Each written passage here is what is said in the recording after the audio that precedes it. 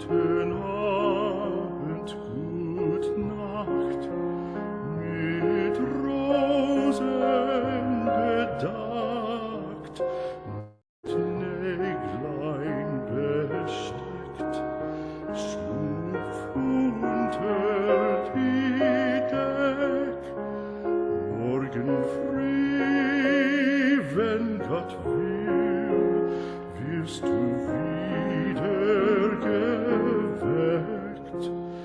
Morgen früh, wenn Gott will, wirst du wieder geweckt.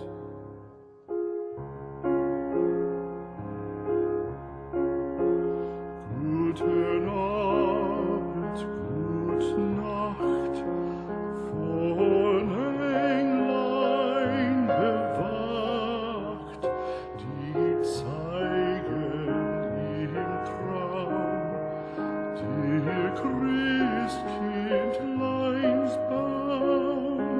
Schlaf nun selig und süß, schau in Traums Paradies. Schlaf nun selig und süß, schau in Traums Paradies.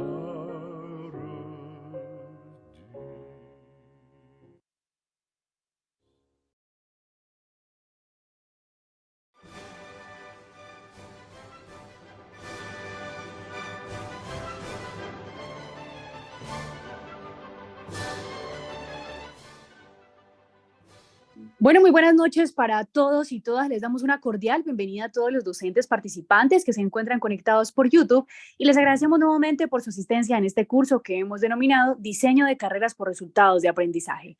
Reiteramos nuestro profundo agradecimiento a nuestros profesores ponentes que han donado su tiempo y conocimiento para que este espacio de hoy sea una realidad.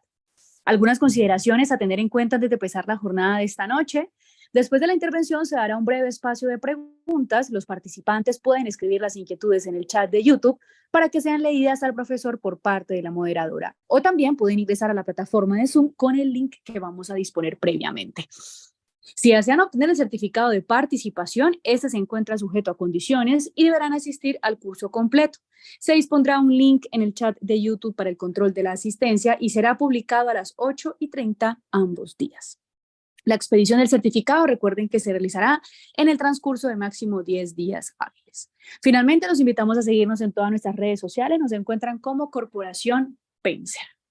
Antes de dar inicio, les informo que las 2 unidades de aprendizaje con las cuales cerraremos este curso de formación son las siguientes.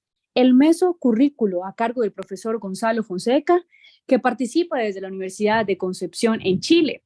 La unidad número 5, construcción de instrumentos de evaluación a cargo del profesor Rituraj Bhargava, del Instituto Farmacéutico de Ciencias e Investigación de la India. Invitamos en este momento al profesor Gonzalo Fonseca. El profesor Fonseca es académico de la Facultad de Educación de la Universidad de Concepción en Chile y es director del Centro de Estudios e Investigación en Educación Superior de la misma institución. Su línea de investigación está asociada al ámbito de la educación superior, trayectorias de permanencia y abandono universitario, diseño y desarrollo curricular por competencias y resultados de aprendizaje en educación superior. Publicaciones en revistas indexadas, libros editados por el Centro Interuniversitario de Desarrollo SINDA, la Universidad de Chile, Universidad de Concepción, Universidad de Cuenca, entre otros. Bienvenido, profesor, y adelante. Un gusto tenerlo nuevamente con nosotros. Muy bien, muchísimas gracias. Primero que todo, no sé si se escucha bien.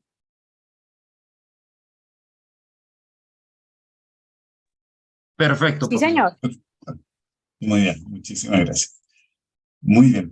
Bueno, primero que todo quisiera entregar un saludo muy afectuoso a la Corporación Penser y al mismo tiempo entregarles todos mis agradecimientos y reconocimiento por el trabajo de activación que están haciendo, la verdad, en América Latina, ¿no es cierto? Y con redes también en otros continentes. Por lo tanto, lo primero es reconocer ese trabajo y al mismo tiempo agradecer, por cierto, la invitación que me han efectuado para el día de hoy. En segundo lugar, quisiera entregar un saludo muy cordial también a cada una y cada uno de los profesores y profesoras que hoy día está participando de esta actividad. Yo sé que están con un volumen de trabajo impresionante, ¿no es verdad? Pero agradezco que se hayan hecho el tiempo para estar participando, ¿no es cierto?, de este segundo día, ¿no es cierto?, esta es unidad número 2 que vamos a compartir el día de hoy. Así es que, bueno, tenemos alrededor de 40 minutos y entiendo que después vamos a dejar un espacio para preguntas, ¿no es cierto?, para comentarios, desde ya, por cierto, si quieren ir haciendo algunas observaciones en el chat o, bueno, por el YouTube, ¿no es cierto?, lo pueden hacer. Por lo tanto, encantado, ¿no es cierto?, de recibir sus inquietudes y comentarios, por cierto, también de temas que ustedes manejan tanto, ¿no es cierto?, por puesto que son cosas habituales, ¿no es cierto?, en sus instituciones de educación superior. Bueno, yo quisiera compartirles una presentación muy breve para hacerlo un poco más gráfico, ¿no es cierto? De modo que les voy a pedir si hay alguien que me puede soplar, si es que se está viendo bien. Yo creo que sí, debería estar viéndose la presentación. Bueno, a esta presentación le hemos denominado el mesocurrículo, ¿no es cierto?, en educación superior, ¿sí? Y vamos a compartir, ¿no es cierto?, algunos antecedentes yo diría, con un carácter muy práctico sobre la base de la experiencia que hemos recogido, ¿no es cierto?, digamos, en la educación superior chilena, ¿no es cierto?, tanto de los aciertos como de los desaciertos, de modo que efectivamente esta actividad no se convierta en una de las cientos de actividades que hay sobre las cosas más teóricas o conceptuales, sino que efectivamente podamos tener espacio para conversar sobre cosas prácticas que ustedes y nosotros estamos haciendo en estos temas. ¿Bien? Bueno, entonces, yo quisiera concentrar la presentación sobre la base de estos tres grandes aspectos, ¿no es cierto? En primer lugar, solo compartir 2 o 3 antecedentes contextuales, ¿no es cierto? Es decir, respecto de qué es lo que está pasando hoy día en la educación superior a nivel internacional, ¿no es cierto? Que son, por cierto, antecedentes que ustedes conocen muy bien, ¿no es verdad? Pero que siempre es importante considerarlos antes de, ¿no es cierto?, eh, antes de profundizar en temas que son más accesibles. En segundo lugar, bueno, entrar más bien al corazón de de esta ponencia, ¿no es cierto?, que tiene que ver justamente con el carácter que adquiere, ¿no es cierto?, el mesocurrículo, ¿no es cierto?, en el diseño de carreras de educación superior. Y finalmente compartir, ¿no es cierto?, dos o tres grandes reflexiones finales sobre los temas que vamos a tratar el día de hoy. Bueno, entonces vamos a partir, ¿cierto?, con esta primera parte, que tiene que ver con los antecedentes contextuales en la educación superior. Esa imagen que ustedes pueden ver ahí, ¿no es cierto?, una imagen de la Universidad de Concepción, ¿no es cierto?, en la ciudad de Concepción, Chile, ¿no es cierto?, al sur de Santiago, ¿no es cierto?, una universidad con una comunidad, ¿no es cierto?, estudiantil y académica de más de 30.000 personas, ¿no es cierto?, con más de 100 años desde su fundación, ¿verdad? Así que, y tenemos un número importante de estudiantes de América Latina en el posgrado, por lo tanto eso nos tiene también muy contentos porque tenemos esa posibilidad, ¿no es cierto?, de abrir la universidad hacia ¿no es cierto?, estudiantes de Latinoamérica y de otras, por cierto, de otras latitudes también a nivel internacional. Bueno, miren, esto que ya lo hemos conversado en varias sesiones que hemos tenido la oportunidad de desarrollar en Penser y en otras instancias. Miren, nosotros en mi universidad tenemos un centro de estudios en educación superior y nos hemos dedicado a explorar o a observar una serie de fenómenos que son los que hoy día están afectando la educación superior. Entonces yo diría que aquí hay tres antecedentes que son muy relevantes y que nos pueden ayudar a situar, digamos, todo lo que se está haciendo en la educación superior en base al contexto, ¿no es cierto?, lo que hoy día se está viviendo en la educación superior. Entonces aquí hay tres aspectos que son fundamentales, ¿no es cierto?, y que ustedes conocen muy bien, digamos. El primero de ellos tiene que ver con este momento dramático, le hemos llamado nosotros, que ha vivido la matrícula en educación superior. Fíjense que los datos son efectivamente son datos que ¿no es cierto?, ayudan justamente a comprender ese momento. Fíjense ustedes que entre el 2000 y el 2018, ¿no es cierto?, la matrícula en educación superior creció 50%, ¿no es cierto? En nuestro caso, en Chile, nosotros tenemos que entre el 2008 y el 2017 la matrícula creció en un 50,2%, lo que coincide, fíjense ustedes, con los antecedentes internacionales, ¿verdad? Por lo tanto, eso ha implicado, ¿no es cierto?, que hoy día se están integrando nuevos grupos sociales a la educación superior, que es una cosa que ustedes conocen muy bien, digamos, ¿sí? Esta figura del heredero que tanto hemos conversado también, ¿verdad?, para referirnos a ese estudiante de medicina, hijo de médico, nieto de médico, o ese estudiante de derecho, ¿no es cierto?, hijo de abogado o nieto de abogado, no es el único estudiante que hoy día asiste a la educación superior, ¿sí? Eso significa que hoy día están ingresando estudiantes que hace 30 años atrás probablemente tenían escasas posibilidades de participar en la educación superior, ¿sí? Nosotros en Chile tenemos datos bien particulares, porque 7 de cada 10 estudiantes en Chile, de estudiantes de la educación superior, son primera generación en estudiar en la educación superior, ¿sí?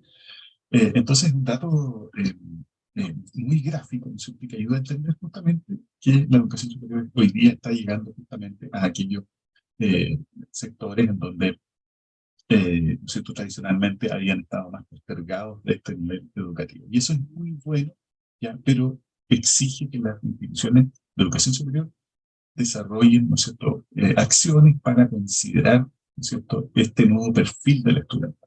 ¿De acuerdo? Entonces, bueno, ese es un primer antecedente que considero que es muy relevante para comprender todo lo que hoy día está viviendo, ¿no es cierto?, este nivel educativo. En segundo lugar, nosotros hemos identificado lo que metafóricamente le hemos llamado esta fiebre del cambio, ¿sí?, que es un segundo, ¿no es cierto?, elemento que está afectando la educación superior y que tiene que ver con toda esta tendencia de la innovación académica, ¿no es cierto?, que está específicamente basada en todo este movimiento de la legibilidad de la educación superior, es decir, el transparentar la educación superior, ¿no es cierto?, todo lo que propuso Turing, ¿no es cierto?, el proyecto Turing desde el año 2000 en adelante y que, ¿no es cierto?, se inició con la declaración de Bolonia en Europa el año 99, ¿no es cierto?, y lo lo que hizo fue, ¿no es verdad?, impulsar una agenda, ¿no es cierto?, de acuerdos entre los países de la Comunidad Europea, ¿no es cierto?, para que efectivamente, mediante la adopción del enfoque de competencias, que finalmente se consideró en su minuto que era el vehículo, ¿no es cierto?, para favorecer la movilidad estudiantil, ¿no es cierto?, principalmente en Europa, ¿no es cierto?, que es un país, perdón, que es un continente en donde sus países están muy próximos, ¿ya? Por lo tanto, la movilidad estudiantil para ellos es muy espontánea, digamos, ¿de acuerdo? Es decir, y culturalmente, ¿no es cierto?, las familias europeas tienden, ¿no es cierto?, a empujar a sus jóvenes, ¿no es cierto?, a que vayan a estudiar de un país a otro. Eso es muy espontáneo. ¿Ya? Nosotros en América Latina también comenzamos a unirnos, ¿no es cierto?, a esta iniciativa de Turing a partir del año 2004. Pero claro, evidentemente los desafíos que nosotros enfrentamos en Latinoamérica son, y en Centroamérica, por cierto, también son, ¿no es cierto?, son muy diversos porque, claro, tenemos, los países no es que estén tan próximos como en el caso de Europa, ¿no es cierto? Nuestras economías, ¿no es cierto?, también son tanto dispares, ¿no es verdad? Tenemos cuestiones culturales distintas, ¿no es cierto? En fin, entonces, los avances en materia de movilidad han sido un poco más, ¿no es cierto?, iniciales.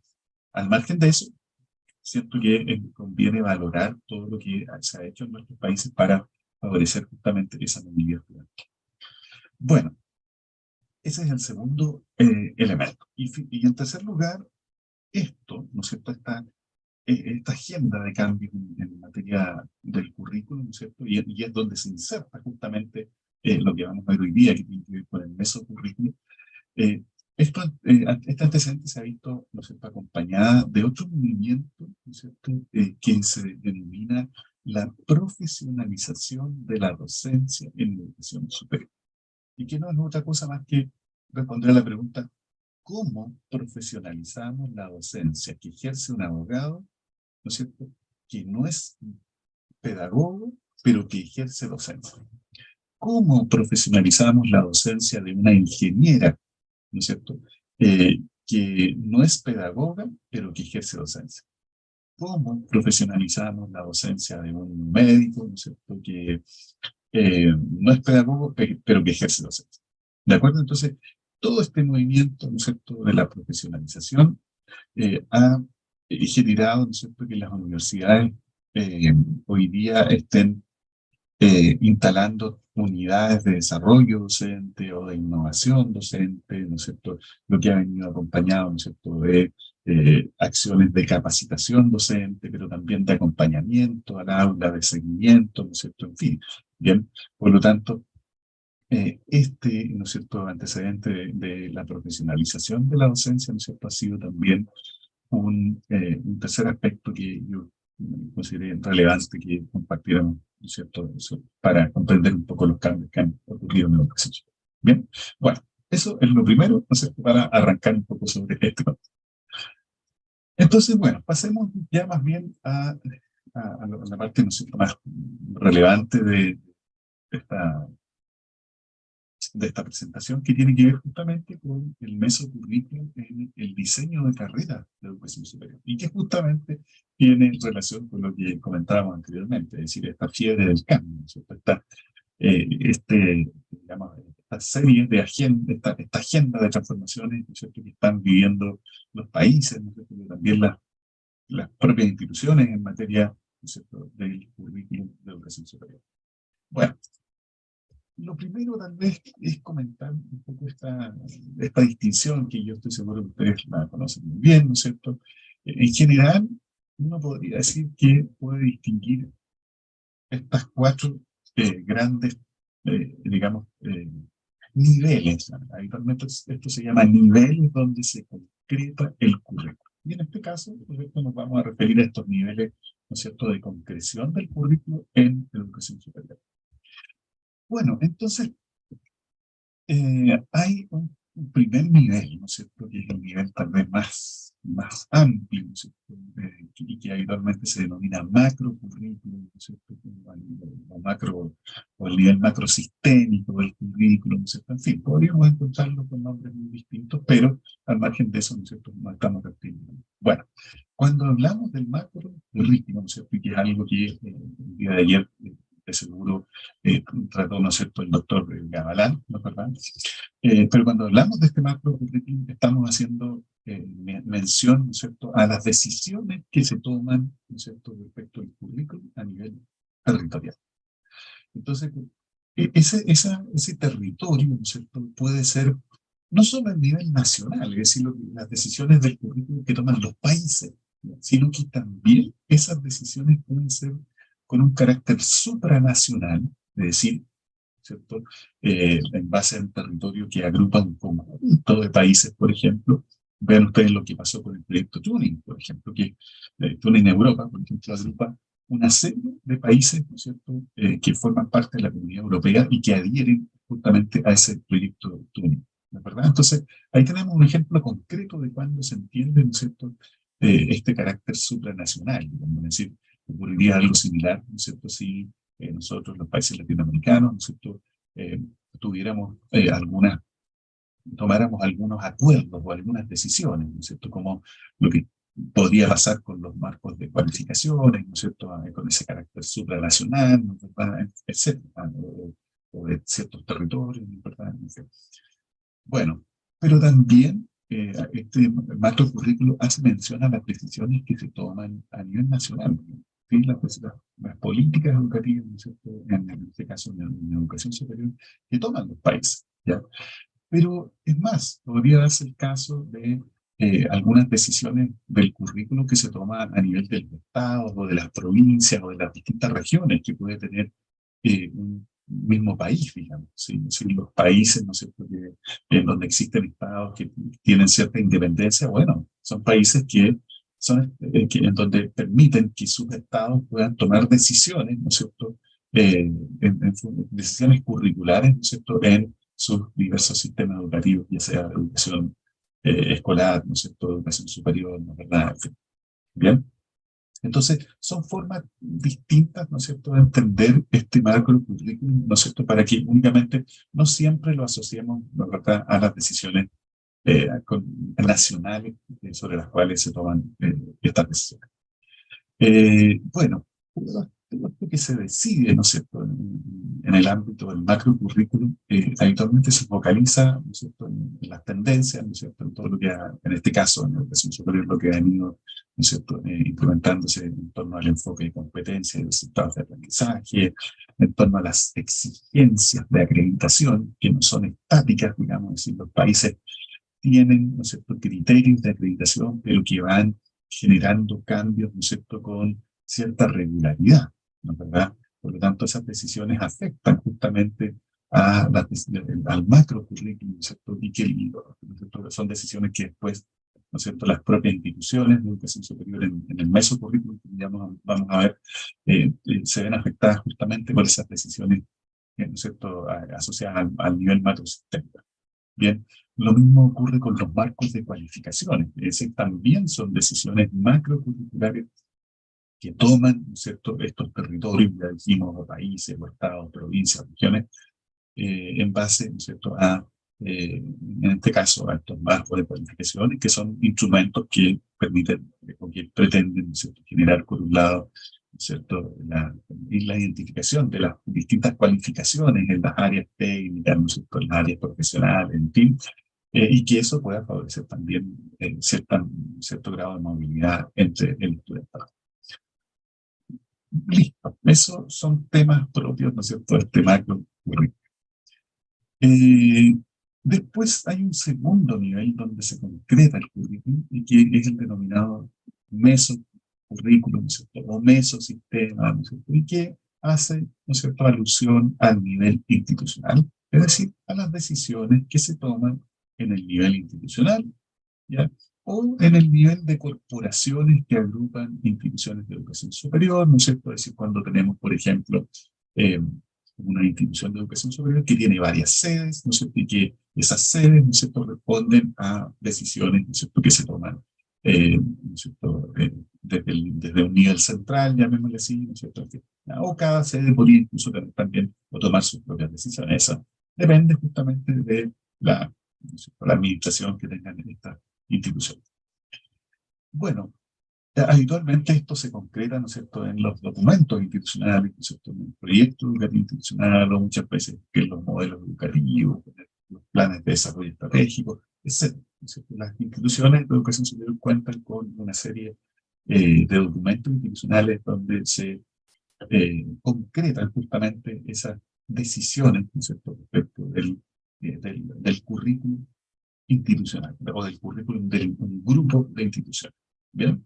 Y que es parte de lo que nosotros vamos a conversar, ¿no es cierto?, en la sesión de hoy.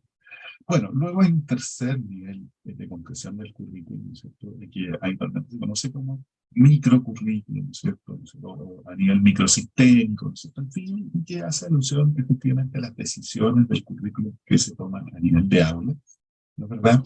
Y que habitualmente se concreta en lo que puede llamar la planificación anual de la docencia, o la planificación semestral de la docencia, ¿no es cierto?, o la planificación bimestral o trimestral de la docencia, etc.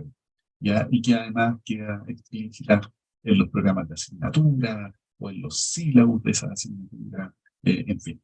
Bien, entonces, este microcurrículum, ¿no es cierto?, hace alusión justamente a las decisiones que toma principalmente el docente, ¿no es cierto?, eh, para la enseñabilidad, ¿no es cierto?, de una determinada asignatura, ¿no es cierto?, en el marco de una carrera, o incluso en el marco de un programa de posgrado. Bien. Bueno, y en último lugar, yo me atrevería también a identificar llamémoslo así, lo que podríamos llamar este diseño curricular individualizado, ¿ya? Y que lo hemos visto también en nuestras instituciones de educación superior para aquellas decisiones, ¿no es cierto?, que se toman para un estudiante o para un grupo específico de estudiantes, ¿ya? Probablemente esto sea mucho más evidente en la educación escolar, ¿no es cierto?, con toda esta, ¿no es cierto?, esta noción de inclusión, ¿no es cierto?, en donde las instituciones educativas están tomando, ¿no es cierto?, decisiones justamente para aquellos estudiantes que requieren algún tipo de adecuación, ¿no es cierto? Pero en educación superior también, el producto justamente de esta diversificación de los perfiles de ingreso del estudiantado, justamente nos estamos enfrentando, ¿no es cierto?, a que hoy día, ¿no es cierto?, existan estudiantes a los cuales es necesario adecuar, ¿no es cierto?, por ejemplo, las estrategias de enseñanza, ¿no es cierto? Es decir, por ejemplo, si tenemos estudiantes en situación de discapacidad visual, por ejemplo, ¿ya?, alguna decisión tendré que tomar respecto a las estrategias de enseñanza con ese estudiante, o respecto a los materiales que voy a utilizar, o respecto a la forma de evaluar, ¿no es cierto?, a ese estudiante, etc. ¿Ya? Entonces, por eso que muchas veces conviene, ¿no es cierto?, identificar, ¿no es cierto?, este último nivel de diseño curricular que le podemos denominar diseño individualizado. ¿De acuerdo? Bueno, pero nosotros vamos a poner hoy día atención, ¿no es cierto?, en algunas ideas de este segundo nivel de concreción, que es el nivel mesocurricular, ¿no es cierto?, de concreción. Entonces, bueno, miren, este mesocurrículum, ¿cierto? Y aquí vamos a hacer un poco el enganche con lo que nos presentó el doctor Gabalán el día de ayer, ¿no es cierto? Por la experiencia, ¿no es cierto? Sin ir a buscar lo que hay en los libros, ¿no es cierto?, lo que hay en las revistas, ¿no es cierto?, por la experiencia que uno ha tenido oportunidad de recoger justamente en todos estos procesos de diseño o rediseño curricular. El mesocurrículum habitualmente se ve alimentado por tres grandes fuentes, llamémoslo así. Bien. La primera de ellas tiene que ver con todo el marco normativo, de carácter legislativo, ¿no es cierto?, etcétera, que tienen los países, ¿no es cierto?, que tienen conjunto de países, o que tienen los estados, ¿no es cierto? Eh, Muchas veces esos marcos normativos, ¿no es cierto?, son marcos específicos, por ejemplo, para algunas carreras, por ejemplo, las asociaciones profesionales o los colegios profesionales. Profesor Gonzalo, qué pena, es que se escucha un poco como entrecortado. Ah, perfecto. Eh, Déjeme ver. Ahora seguimos igual, ¿no? Eh, Creo que ya se oye un poco mejor. Ya, por favor, me avisan nada más si hay algo que se escucha bien. Creo que sigue como un poco entrecortado. Ya.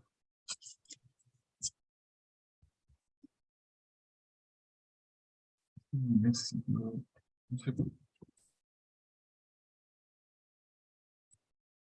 No sé si quizás es como el movimiento del micrófono al hablar o, o no lo tengo claro.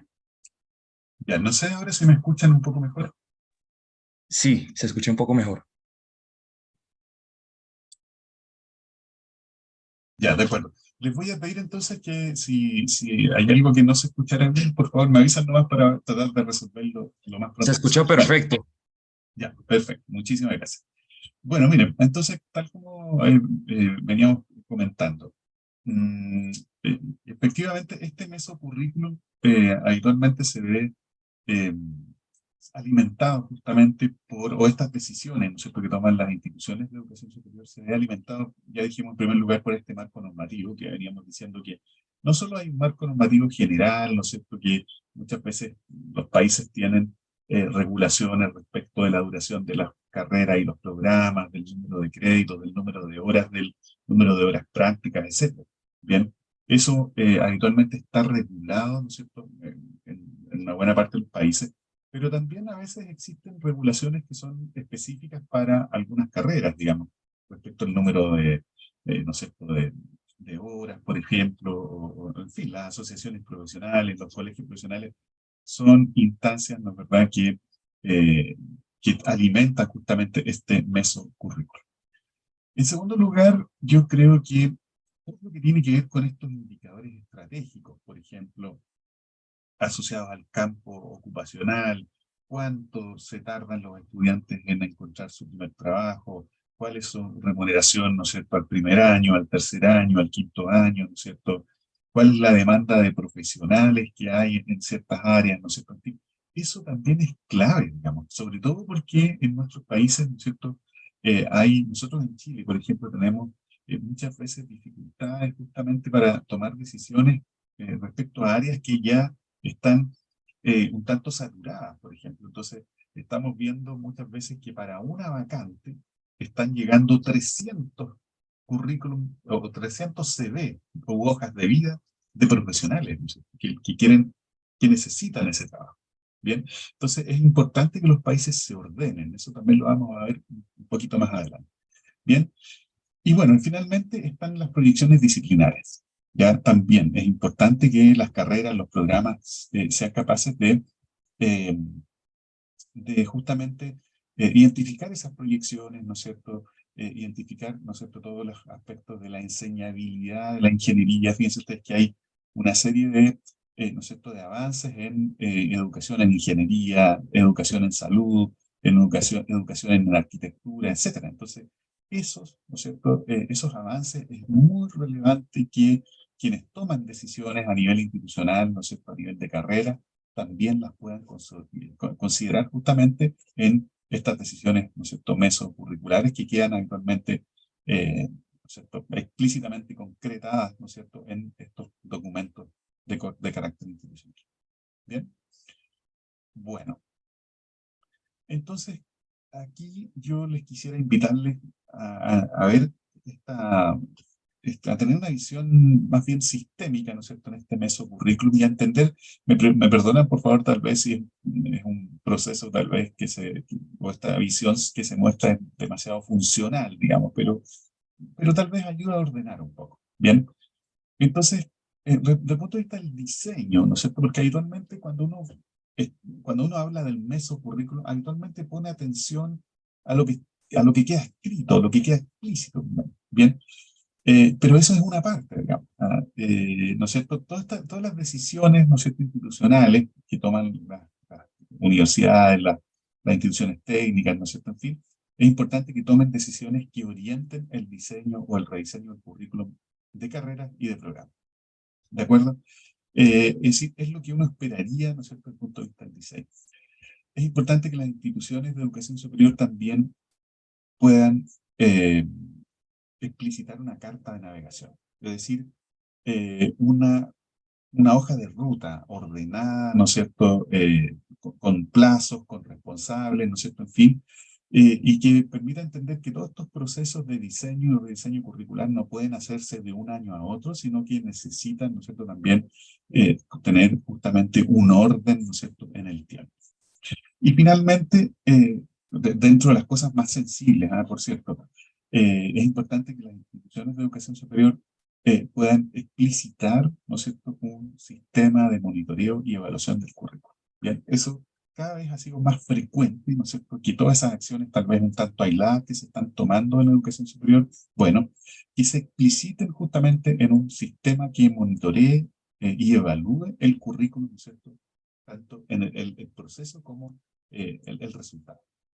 Bueno, en segundo lugar está la implementación, y que yo creo que también hay que poner atención justamente y que forma parte justamente de esta visión, ¿no es cierto?, del mesocurrículum, todos los procesos de capacitación docente, digamos. Es decir, miren, no tiene mucho sentido que las instituciones avancen en diseños o rediseños del currículum si no tenemos al cuerpo docente, ¿no es cierto?, capacitado, porque son quienes finalmente sostienen las innovaciones del currículum. Por lo tanto, es muy relevante, ¿no es cierto?, que el profesorado se vaya formando de manera permanente, ¿no es cierto?, de manera continua, ¿no es verdad?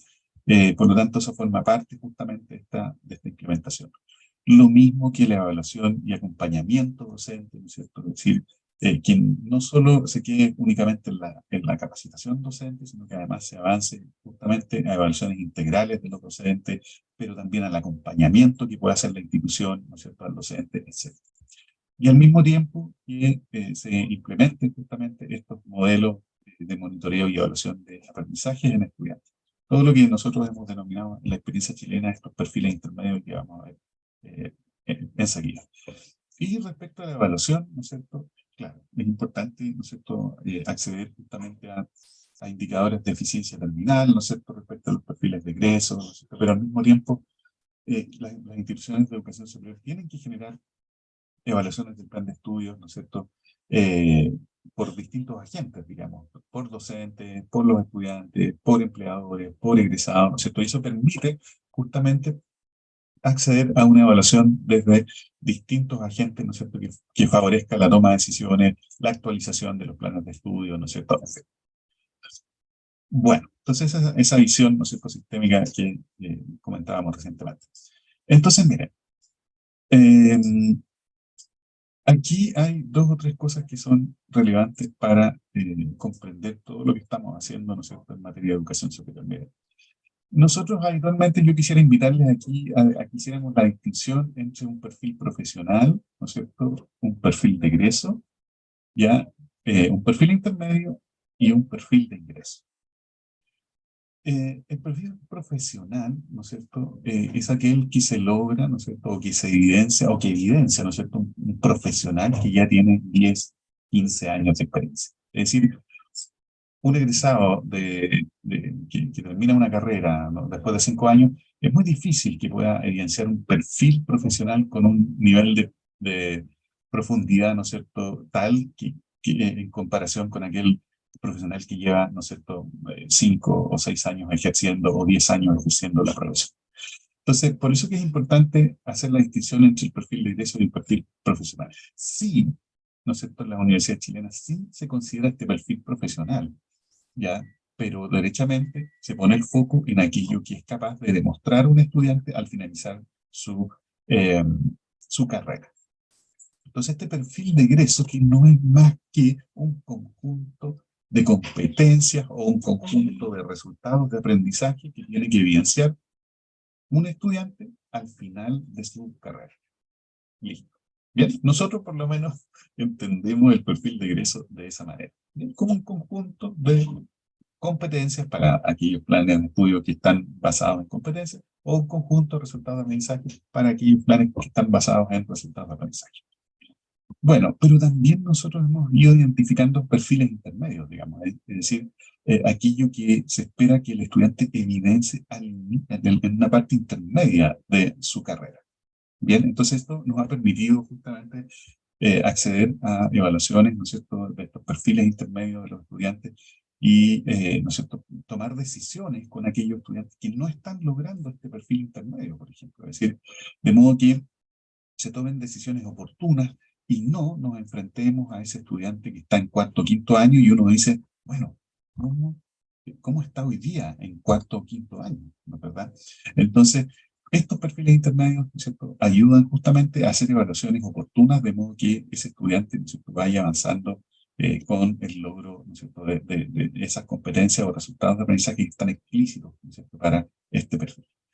Bueno, y nosotros también hacemos mención a este perfil de ingreso, ¿no es verdad?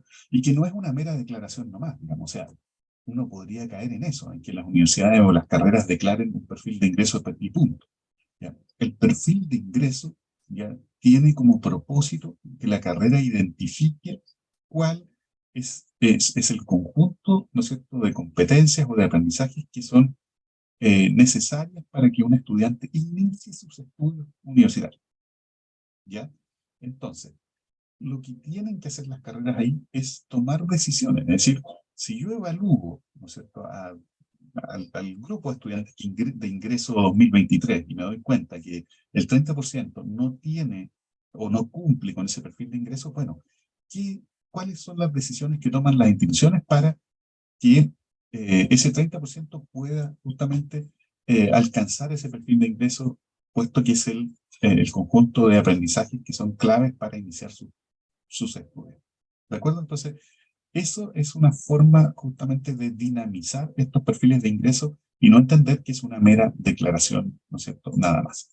Bueno, es muy relevante todo esto para el diseño del currículum, ¿no es cierto?, pero también para las decisiones didácticas, es decir, las las carreras tienen que tomar decisiones respecto de la enseñabilidad dependiendo de las características de la disciplina. No es lo mismo enseñar ingeniería, ¿no es cierto?, que enseñar en carreras de la salud, que enseñar en humanidades, ¿no es cierto? En fin, por lo tanto, las decisiones son distintas y las decisiones del punto de vista evaluativo son exactamente también, son diversas en función de esas disciplinas. Por eso es tan relevante, ¿no es cierto?, que en este caso se tomen esas decisiones. ¿De acuerdo? Bueno, y claro, ¿no?, esto de la educación continua o educación continuada, que se llama a veces, es muy importante. O sea, las universidades tienen que ofrecer espacios de educación continua para que permitan que este estudiante de quinto año pueda alcanzar ese perfil profesional, digamos, de un profesional ya experto en no es cierto?, en su disciplina. Por lo tanto, esa educación continua es muy relevante. Entonces, el llamado, yo sé que son universidades, ¿no es cierto?, eh, ofrecen educación continua permanente, ¿no es cierto?, pero es importante justamente que eso no se pierda de vista para efectos, ¿no es cierto?, de lo que puede ofrecer la universidad de aquí en adelante. Bueno, entonces aquí esto está visto de otro punto de vista nada más, ya, pero es exactamente lo mismo. Miren, aquí está el perfil profesional, ¿no es cierto? Ya, aquí está el perfil de egreso, ¿sí? Que el perfil de egreso no es más que un conjunto de competencias que debe evidenciar el estudiante al final de su carrera. Y punto. ¿Cuántas competencias? Bueno, 8, 10, 12, pero no 58. ¿Sí? Entonces tiene que ser un conjunto reducido que represente las macro competencias que toma o que debe evidenciar un egresado al final de su carrera. Aquí está este perfil intermedio, que no es más que un conjunto de competencias que debe evidenciar el estudiante en la parte central de su carrera, en un nivel intermedio de esas competencias, y también está este perfil inicial que se define, ¿no es cierto?, de la forma que está ahí. Esto representa las asignaturas, el año 1, el año 2, ¿no es cierto?, año 3, año 4, año 5, ¿no es verdad? Y estas son, nosotros en Chile hay esta tendencia de que los planes de estudio consideren estas asignaturas integradoras, ¿no es cierto? Es decir, que son asignaturas que integran aquellos aprendizajes de este año 1 y este año 2, ¿no es cierto? O incluso a veces hay carreras que tienen asignaturas integradoras todos los años, ¿no es cierto? En fin, esas decisiones dependen de las propias instituciones, ¿no es verdad? Y forman parte de decisiones, ¿no es cierto?, propias del método curricular.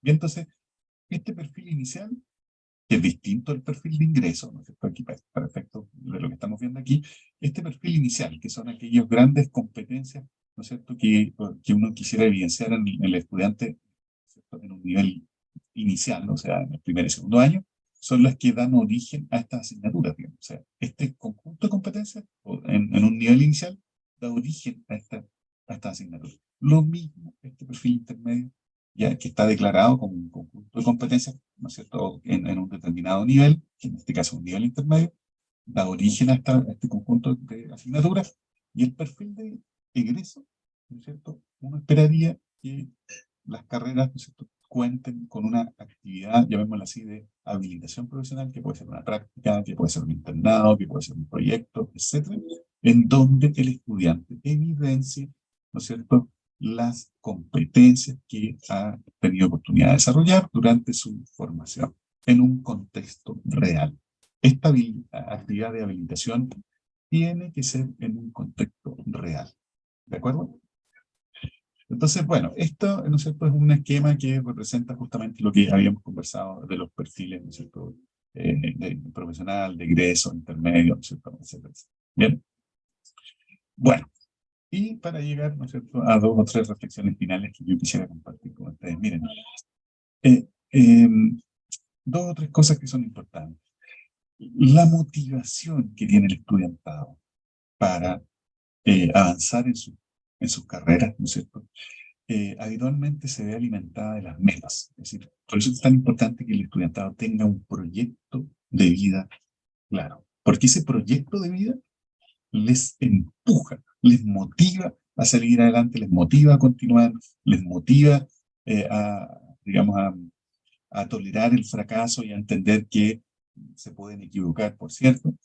Por lo tanto, por eso que es tan relevante que el estudiantado desarrolle proyectos o metas, ¿no es cierto?, o de vida o proyectos de vida. Bien, porque eso empuja esa motivación. Y que motivación, ¿no es cierto?, que también se ve alimentada por la autoeficacia, ¿no es cierto?, es decir, por esta capacidad que tienen las personas, ¿no es cierto?, de creer que van a ser eficaces en el logro de esas metas, ¿no es cierto? Al mismo tiempo, por el sentido de pertenencia que tiene el estudiante a la institución. Por eso que es tan relevante que las universidades ofrezcan actividades que favorezcan la pertenencia del estudiantado a la institución. Y que, es decir, que los estudiantes se sientan representados, ¿no es cierto?, en esas actividades. Y finalmente, claro, está el currículum. ¿Se fijan? Por eso que es tan relevante, ¿no es cierto?, el currículum, porque, claro, el estudiante que tiene una buena percepción del currículum, que tiene una buena experiencia durante el primer año, es un estudiante que tiende a persistir, ¿no es cierto?, en la universidad. Ya, tiende a permanecer en la universidad hasta finalizar, ¿no es cierto?, para cumplir sus metas iniciales que él tenía. ¿De acuerdo? Entonces, miren, aquí está dicho lo que recién comentamos, dicho de otra manera. Esto también lo hemos conversado en otras oportunidades. Miren, hay tres cosas que son relevantes para conformar un proyecto de vida. En primer lugar, está la situación familiar que tiene el estudiante, ¿ya? Es decir, dependiendo del nivel social y económico al que pertenezca su familia, por ejemplo, el tipo de relaciones que se establecen en la familia, el tipo, la escolaridad de los padres, el tipo de trabajo que tienen, ¿no es cierto?, la situación económica, en fin. Esa situación familiar, ¿no es cierto?, el apoyo, las expectativas de la familia, es una de las dimensiones claves para que el estudiantado pueda pensar en su proyecto de vida.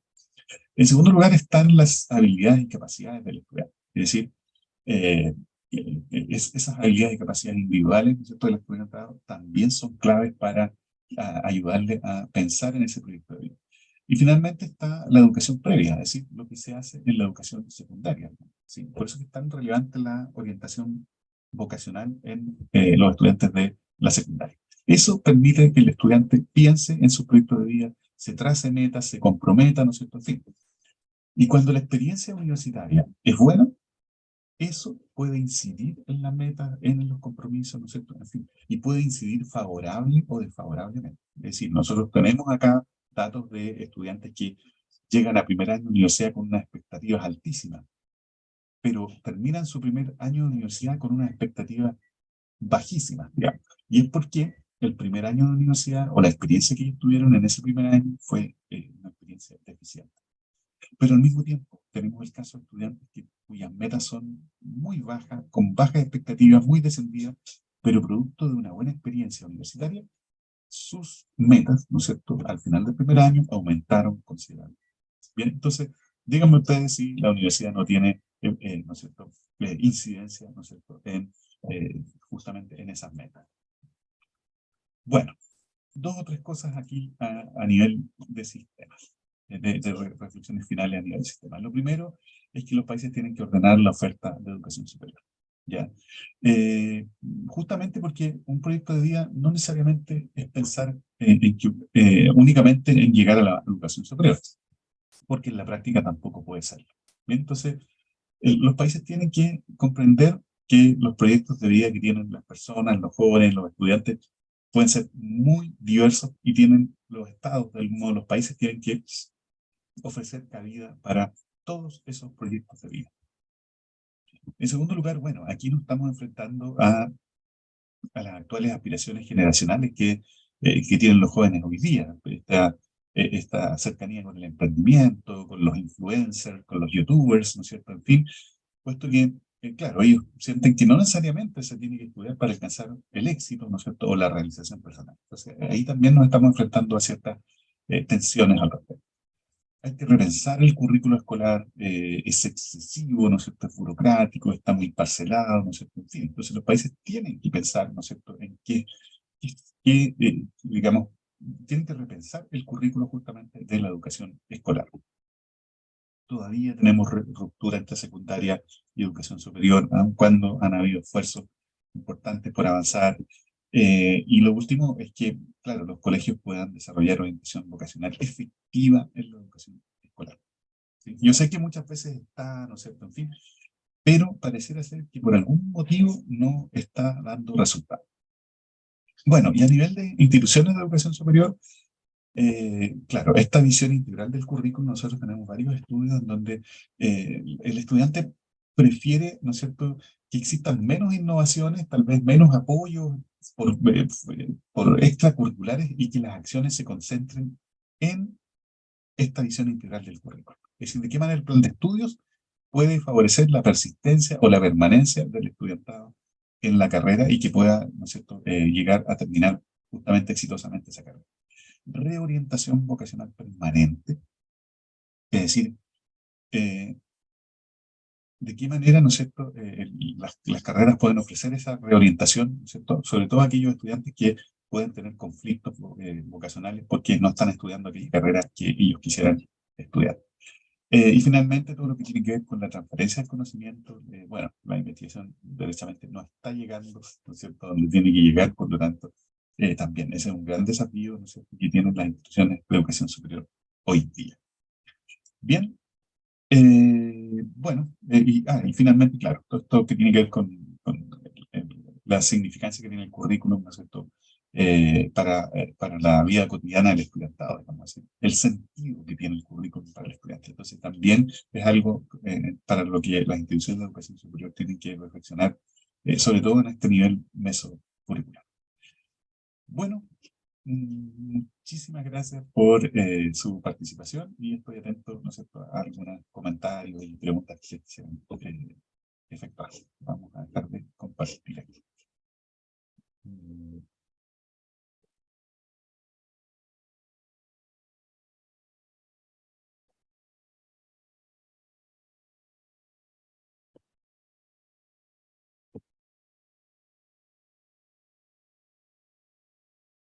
Muchísimas gracias, profesor Gonzalo, por su intervención. En este momento vamos a darle el uso de la palabra a los participantes que quieran ingresar e interactuar con usted desde Zoom. Vamos a dar unos segundos por el delay y también vamos a dar tiempo para que puedan redactar sus inquietudes.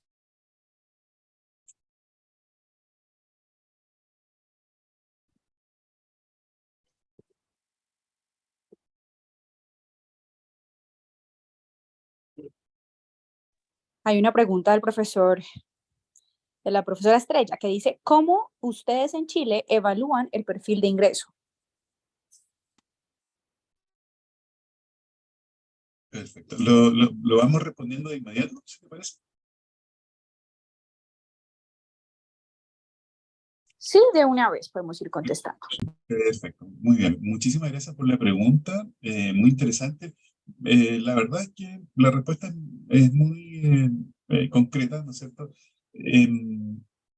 Yo creo que es muy similar a lo que hacen las universidades en general en Latinoamérica, ¿no es cierto? En fin, aquí hay dos o tres grandes áreas que son fundamentales para el éxito en los estudios de la educación superior.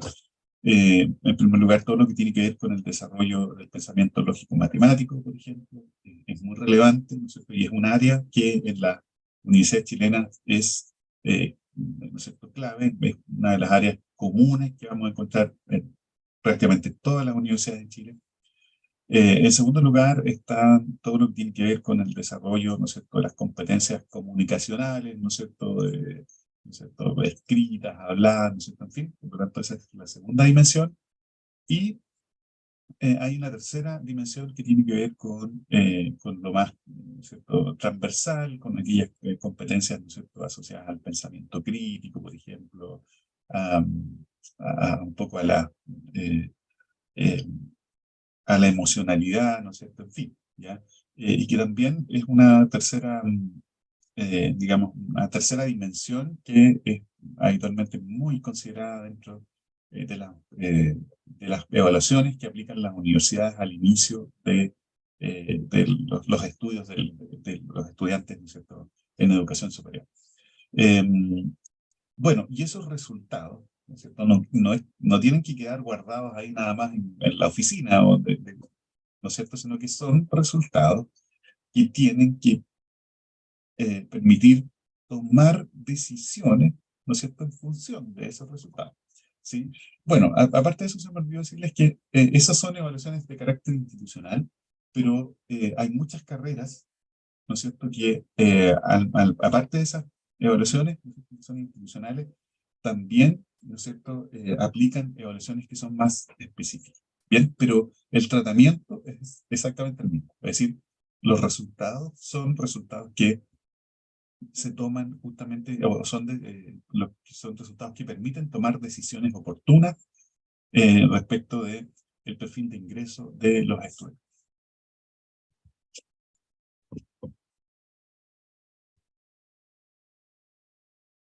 Muchísimas gracias, profesor, por su respuesta. Tenemos otra inquietud de la profesora Evelyn Barreto. ¿Es necesario repensar el currículo de acuerdo a lo que los jóvenes desean ser y hacer? ¿Cómo diseñar un currículo pensando en estas nuevas tendencias de las redes sociales? Sí, bueno, es una muy interesante pregunta. De seguro no voy a tener probablemente la respuesta más completa posible, pero mire, la dinámica que estamos enfrentando hoy día, ¿no es cierto?, en términos digamos, de las ocupaciones, ¿no es cierto?, etcétera, eh, es verdaderamente impresionante. Entonces, hoy día, profesora, tenemos carreras que hoy día están en las universidades, pero que mañana no van a estar. Así como tenemos carreras que hoy día no están en las universidades, pero que mañana sí van a estar, ¿sí? Entonces, eso es parte de la dinámica, ¿no es cierto?, que hemos enfrentado durante las últimas décadas, ¿no es cierto? Es decir, hoy día en todos los ámbitos, ¿no es cierto?, de desarrollo profesional o desempeño profesional, estamos observando que existen problemáticas emergentes, ¿no es cierto?, y que exigen muchas veces que las universidades puedan formar profesionales, ¿no es cierto?, ya sea enfocados justamente en esas nuevas problemáticas emergentes. El caso de la educación continua, por ejemplo, es un ejemplo, digamos, clave, puesto que en muchos escenarios, ¿no es cierto?, existen justamente problemáticas que hace 20 años no estaban presentes, pero que hoy día sí. Y eso exige, ¿no es cierto?, que los profesionales cuenten, ¿no es cierto?, también con la suficiente preparación para atender justamente esas problemáticas. Entonces, estas aspiraciones, ¿no es cierto?, que tienen generacionales, que tienen, ¿no es cierto?, los jóvenes con la educación superior, bueno, está, ¿no es cierto?, exigiendo, por eso lo comentábamos dentro de la presentación, digamos, o sea, el mesocurrículo, ¿no es cierto?, exige explorar esas tendencias, digamos. Las universidades tienen que ser capaces de explorar justamente esas tendencias. Vean ustedes que hace 2 años atrás estábamos encerrados por una pandemia, digamos, ¿sí? Bueno, ese evento nos exigió, ¿no es cierto?, que hoy día, ¿no es cierto?, o sea, una cosa es el mesocurrículo antes de la pandemia y otra cosa es el mesocurrículo después de la pandemia, ¿de acuerdo? Vean lo que se ha avanzado en temas de inteligencia emocional, perdón, de inteligencia artificial, digamos, ¿ya? Lo mismo, ¿se fijan? Entonces, esas tendencias yo creo que las universidades cada vez más tienen que ser capaces de ir considerándolas, ¿no es cierto?, de manera oportuna, de manera efectiva, ¿no es cierto?, puesto que, digamos, el llamado es justamente a ir considerando estos cambios, ¿no es cierto?, que estamos enfrentando, ¿no es cierto?, desde el punto de vista generacional y una serie de otros aspectos también que son relevantes. Muchísimas gracias, profesor Gonzalo. Tenemos otra pregunta para ya finalizar el tema de las intervenciones. ¿Puede decirse que el PEI se conecta con el proyecto educativo del programa PEP, sirviendo de puente entre el macrocurrículo y el mesocurrículo? Ya, sí. Tal vez hay, no sé si me podría hacer alguna aclaración la profesora o el profesor cuando se refiere al PEP, ¿sí? Debe ser algún documento más El específico. proyecto educativo del programa PEP. Ya, perfecto. Muy bien. Ok.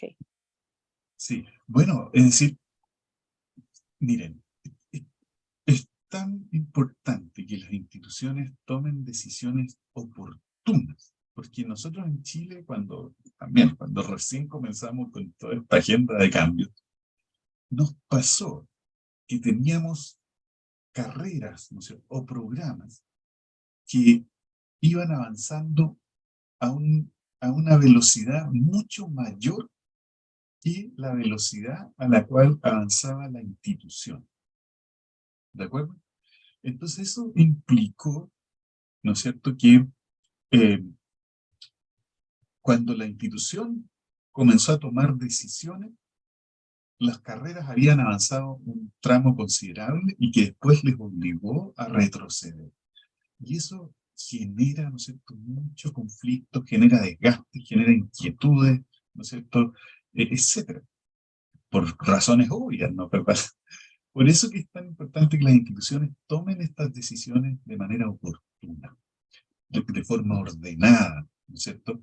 Y esas decisiones que están explícitas en todos los documentos institucionales, acá a veces las universidades tienen proyecto educativo, pero además tienen plan de desarrollo, pero además tienen modelo educativo y además tienen, en fin. Eso también es importante que las instituciones sean lo más transparentes posible y ejecutivas posible, ¿sí? Es decir, no tiene sentido tener siete documentos normativos distintos, cuando tal vez si se tiene uno solo, ¿no es cierto?, puede ser incluso mejor que tener 7. ¿Sí? Entonces, también es relevante que las universidades puedan concretar sus decisiones, ¿no es cierto?, de manera ejecutiva, ordenada, ¿no es cierto?, etcétera.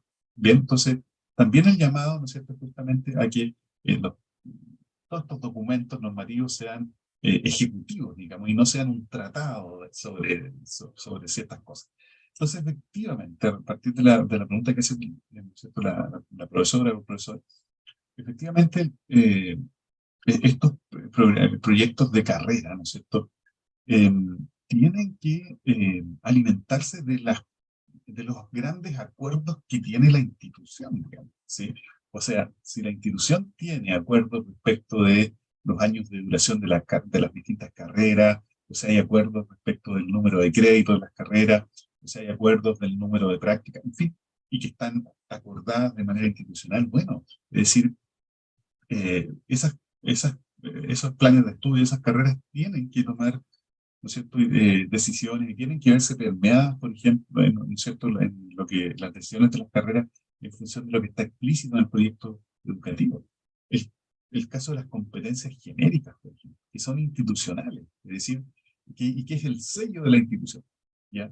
Esas competencias, ¿no es cierto?, institucionales o genéricas, y que tienen que estar explícitas en algún documento, llámese como se llame, ¿no es cierto? Bueno, ese es un ejemplo concreto también de cómo los proyectos de carrera tienen, ¿no es cierto?, que verse alimentados por las decisiones que se toman, ¿no es cierto?, en el proyecto educativo. De lo contrario, no tiene sentido que tengamos un proyecto educativo para la universidad. O sea, ese es el rol que tiene, ¿no es cierto?, ese documento normativo, le podemos escribir, llámese como se llame, pero que norma el currículo en una institución, con decisiones lo suficientemente amplias para entender la complejidad que tiene cada una de las disciplinas, ¿no es cierto?, y las particularidades que tienen, ¿no es cierto?, etc.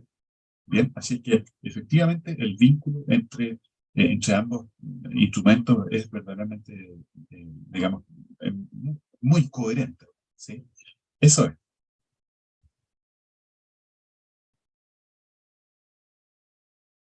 Muchísimas gracias, profesor Gonzalo. Por el momento no tenemos más inquietudes. Queremos agradecerle grandemente por haber estado en esta jornada el día de hoy.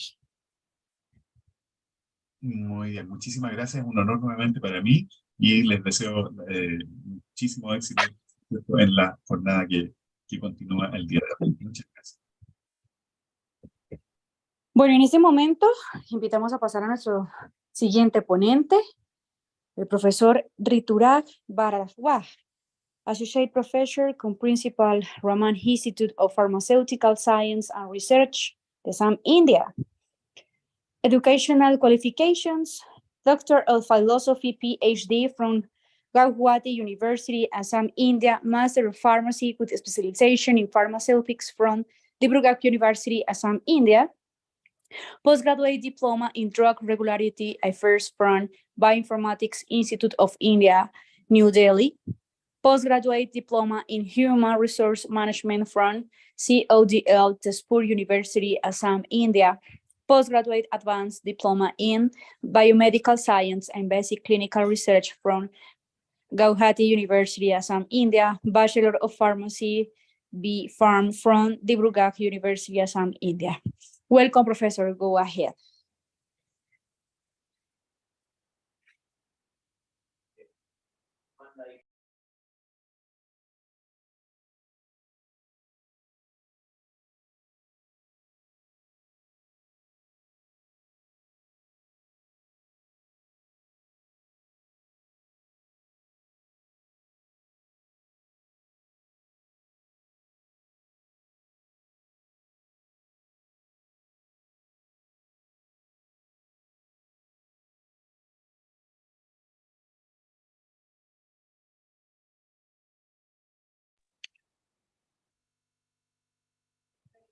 It's okay.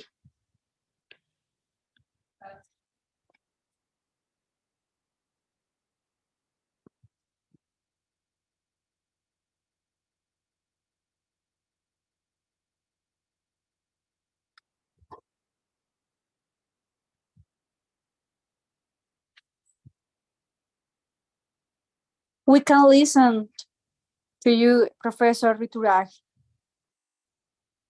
Can you please activate your microphone, please?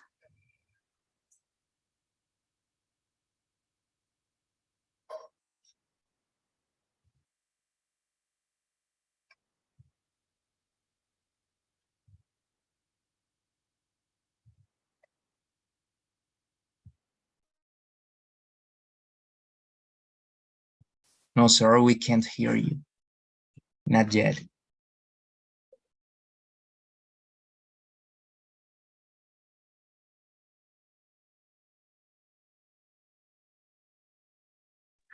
You have to go out of the presentation and come back to Zoom to activate your microphone, and there you can show your presentation again. Am I audible now? Yes, in this moment I can hear you. Yeah, it's okay. It's okay, Goodbye, now? Professor. Yeah, we can hear you. It's okay. Okay. And the screen too. Okay, fine. Okay. Welcome, So, Professor. Go ahead. Thank you, everyone. So today we are going to discuss it's one of the important aspects in this session, that is the construction of evaluation instruments. So being a professor or a part of the academic activities, we should always actually need to construct the evaluation instrument. So what do we mean by the evaluation instrument? It's a type of instruments to evaluate our efficacy while delivering the knowledge to the students, and the efficacy of the students to grab whatever we used to deliver to them. So if we see in the basic insight of this topic, see the tools and the techniques of evaluation. Actually, these are a part of continuous and comprehensive evaluation that generally takes place while imparting the knowledge to the students. So this evaluation process actually have 4 basic criteria, or you can say 4 basic stages. The first stage is include the planning of the stress structure. I'm going to give the details in the subsequent slide. The next stage, it is the constructing the test. How you are going to construct the test, what are the attributes and what are the objectives that you are going to place before conducting the test. The next one, it is the administering the test, and finally assessing or to gather the result, what your students or the students they generally perform. So these 4 stages, as I have already told you, the 4 stages, that is the planning stage, construction stage, administration stage, and interpretation stage. The planning stage, actually here we have to take the decision, right? We have to take the decision regarding the objective, what we'll set in our mind before preparing the question that has to be given to the students. The choice of content area. Suppose I do have a textbook, or I do have a subject, or I do have a topic. From which core area I'm going to cover my question paper. So that planning has to be done before preparing the question paper. The length of the test, whether it will be conducted for 1 hour, whether it will be conducted for 30 minutes, or whether it will be conducted just for 10 minutes, right? Next, it is the construction stage. As this name, it has already explained about its quality. In the construction stage, here we are going to construct the question paper, right? Or construct the evaluation, or construct the evaluation tool, or you can say kit, right? Here, the choice of the item format for the proposed test point, right? The nature of sampling or the sequencing, how the question will come, whether the objective type of question will come in the front line, or the subjective, it will come in the front line. This thing, the drafting, the instruction, these are covered actually in this construction stages. Next is the administering. Means after preparation of the question paper, now this question paper has to be administered to the students. So it includes the appropriate condition and the facilities which we are going to provide to the students while giving them or while allotting them the question paper, whether they are going to appear in the question paper in a paper and pen format, or they are going to apply in a soft or you can say in a e-format, which we are covering right now, right? And next stage, it is the stage of interpretation. Interpretation, it is nothing but it is actually the interpreting the data what we'll get after conducting the evaluation. So this interpretation includes we are going to evaluate the testees performance, how they are scoring in the test. Means suppose we are going to use some grading systems like A, B, C, D, E, right? Or we can go we can give some other grading system like CGPA, SGPA, or we are going to give the marks in the term of percentage, that is out of 100. So this is the stage of the interpretation. Now, beyond this 4 step, as I have already spoken about this 4 step, now the two things that we always need to keep in our mind. The first one, it is the purpose of the test or purpose of the evaluation. So we have actually two aspects that has to be kept in our mind. The first one, it is the immediate concern. So what is the immediate concern of a professor?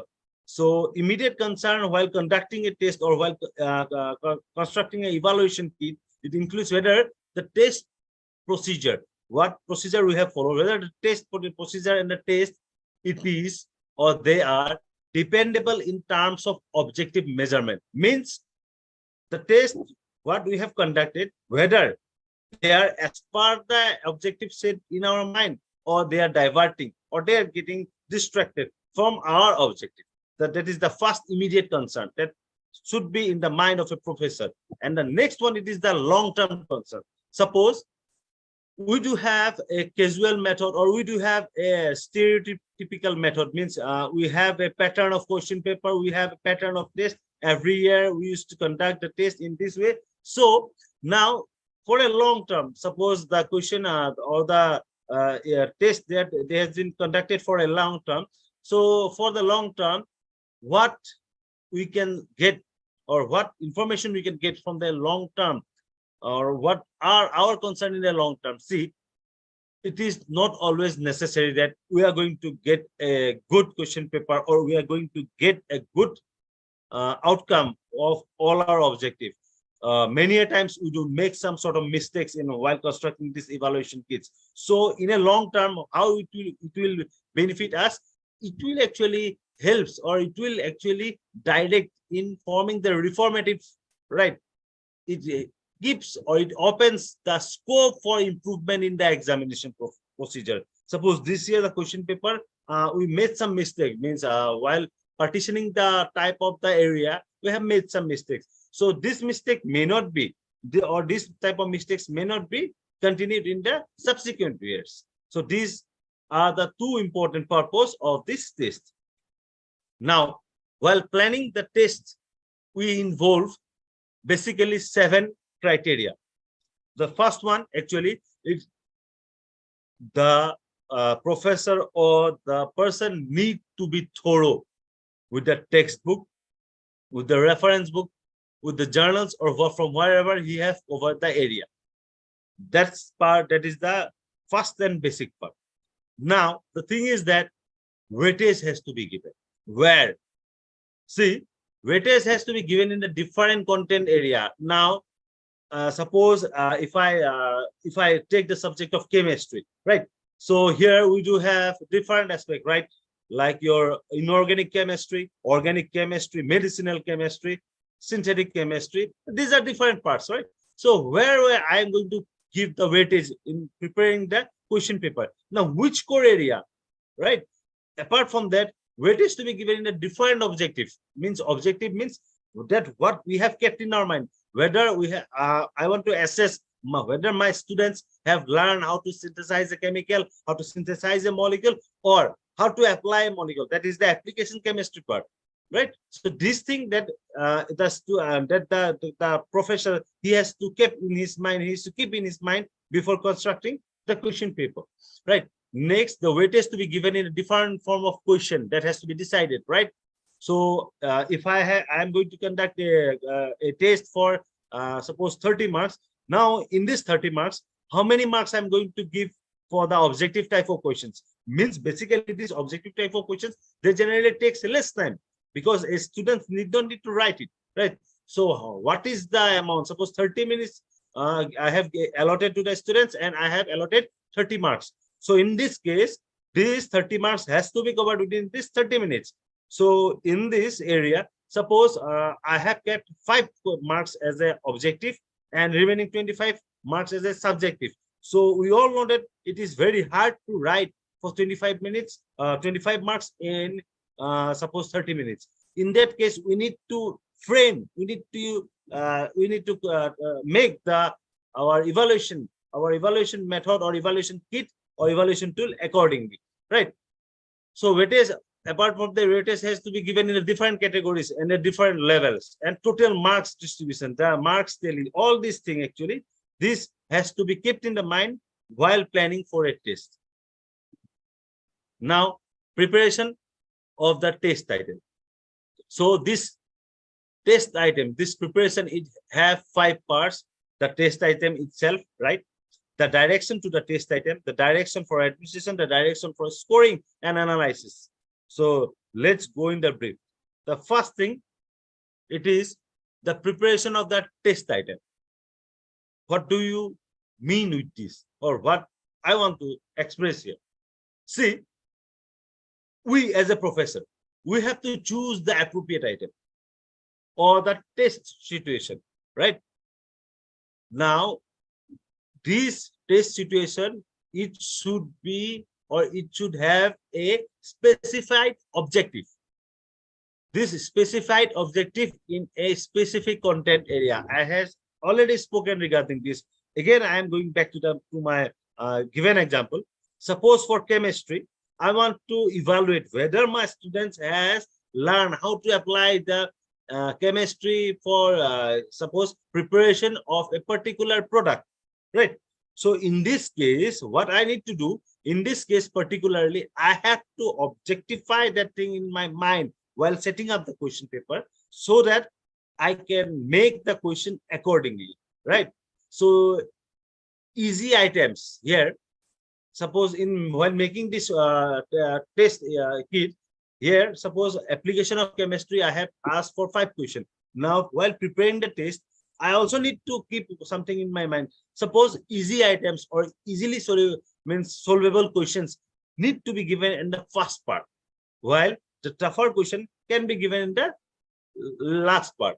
So it will when whenever a student is going to appear for such a test, so easy question, whenever he will encounter the easy question in the first part, definitely his morale get boosted up. So he will get the courage to go further in the evaluation process. But if we design the evaluation kit in such a way, suppose we have given the hard question or tough question or technical question or applicable question in the first part and easy question in the last part, definitely his thought get jumbled up while sitting or while appearing in the examination. Next thing, it is the preparation of direction to the test items. This is a very important part. This is a very important part as a professor, because this direction for the test should be clearly given. Means, if I have asked the question, whether it has to be answered in a single word, whether it has to be answered just by putting a tick, whether it has to be answered in a essay type or in a single line, these type of instructions to be given in the front of an evaluation kit. I'm generally speaking about the general term of the evaluation kit, such as question paper. So in the question paper here, the direction has to be clearly provided. Next thing, now preparation of direction for administration. Now, what I'm going to do here as a professor, see the condition, right? The condition under which the test to be administered means I'm going to evaluate a bunch of students, suppose 10 students, 20 students, right? This direction of administration, where to be administered, right? What will be the limit for appearing the test in time, in terms of time, means whether they are going to appear in a pen and paper type, what will be their time. This all thing has to be clearly stated or has to be clearly kept in our mind. Apart from that, if they need any extra thing, because we all know that in a general conventional examination, a mobile phone, a cellular phone, that is a smartphone or a smartwatch, these things are not allowed. But if I am taking examination of a physics, of a student of a physics or mathematics, he might need a log paper, right? He might need a logarithm tables. He might need a graph. If I have asked a question where he need to plot one graph, this thing, what he will need, suppose a graph paper, a logarithmic tables, this thing has to be clearly mentioned in the evaluation tool, right? Next, regarding the preparation of scoring, direction for scoring, it's very simple. See, to facilitate the objectivity of the test, scoring keys are to be provided. Means these scoring keys, they will have the set of answer and they will direct the evaluator to assess or to evaluate the capacity of a student while evaluating the question paper. I repeat once again, that might be quite confusing, right? So after evaluation, means after the examination is over, the evaluator, he need to have a score card or score keys. Suppose there are 10 objective questions, the answer should be provided to him with the answer for the 10 objective questions. For subjective type, at least point wise, the answers to be given so that the evaluator find it easy while evaluating it, right? Now, the thing is that being a professor, right? So preparation of question-wise analysis is also need to be done. So let's take an example of an artistic poem, Solitary Record, right? From this, suppose I have taken up some question for a question paper. So here, suppose I have as an example, you can see in the screen. So question number 1, here I have put, please tick the tick, right? Give the sign. Now here the question is, when the poet saw the girl, she was sitting alone, passing gently, listening to the song, or reaping grains. Now here, you can easily demarcate it as a objective type of question, right? What is the objective with the specification? What the evaluator here want to know? The objective is nothing but it is instructional objective. It is instructional objective, means he want to assess the knowledge. What type of question can be given? It's a multiple choice question, right?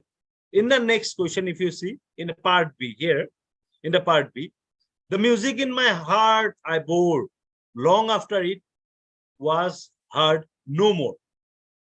So what was the effect of the music on the poet later, right? Here, the evaluator want to assess the understanding of the student, what he has understand or the comprehension. So this question is of short time.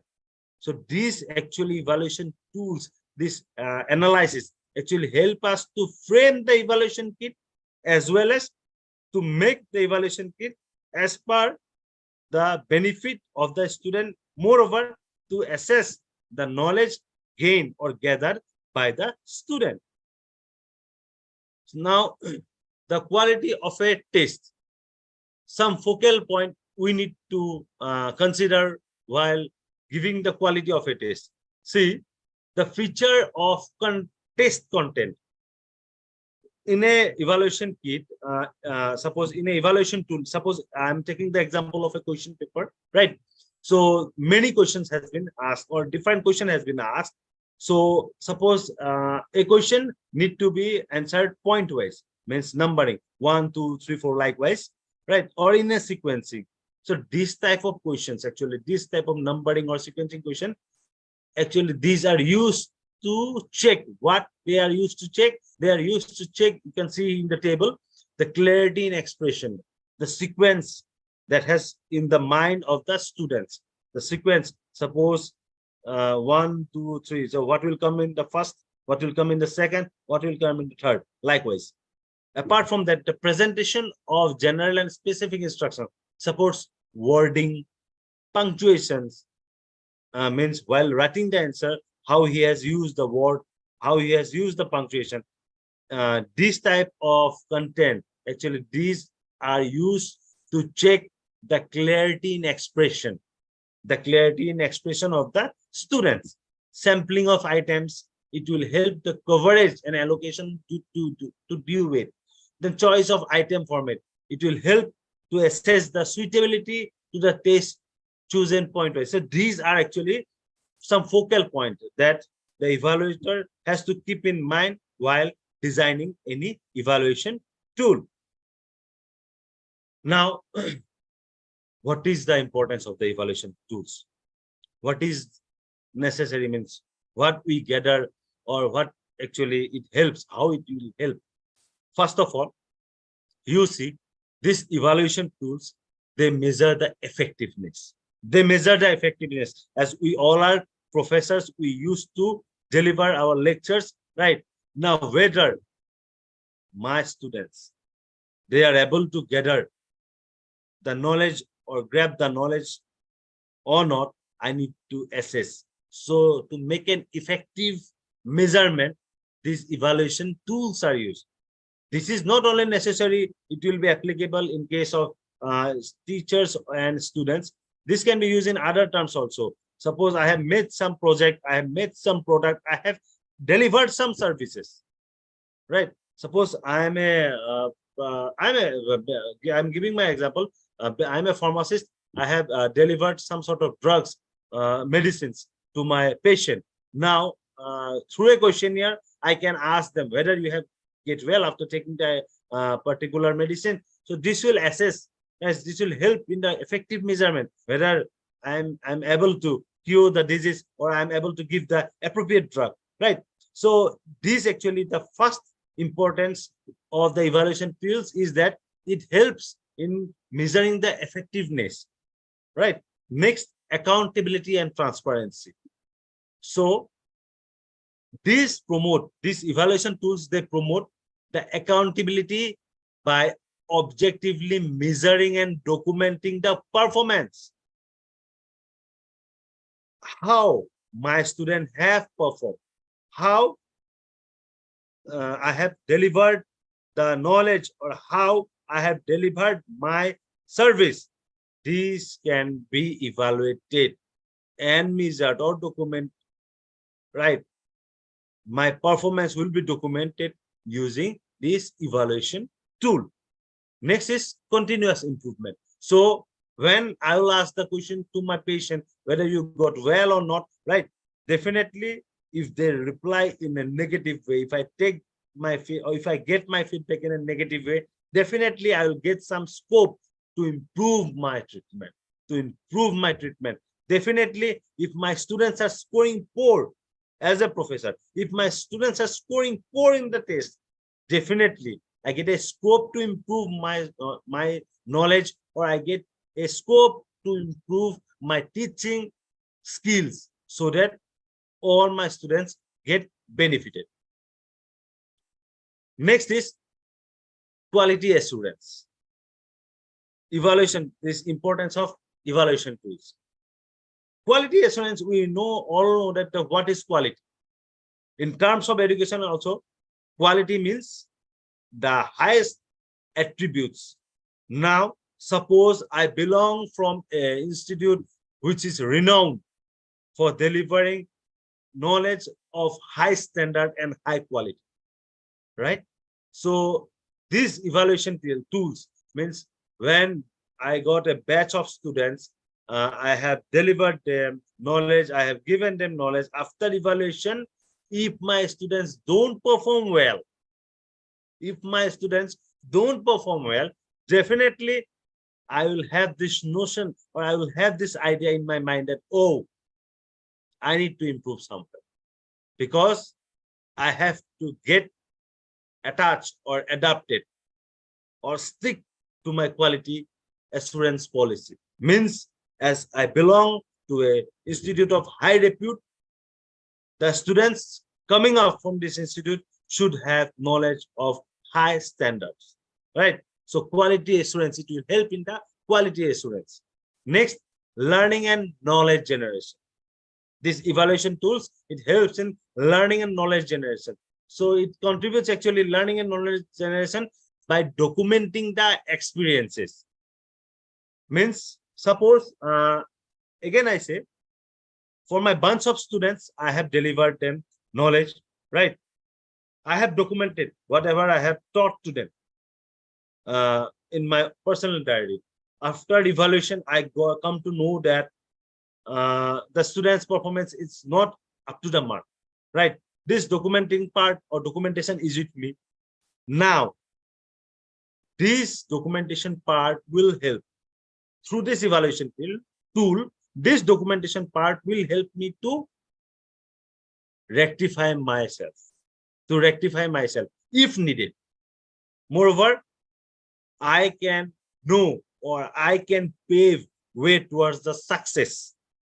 Suppose after conducting the evaluation test, out of 10 of my students, 5 got marks that is below the average.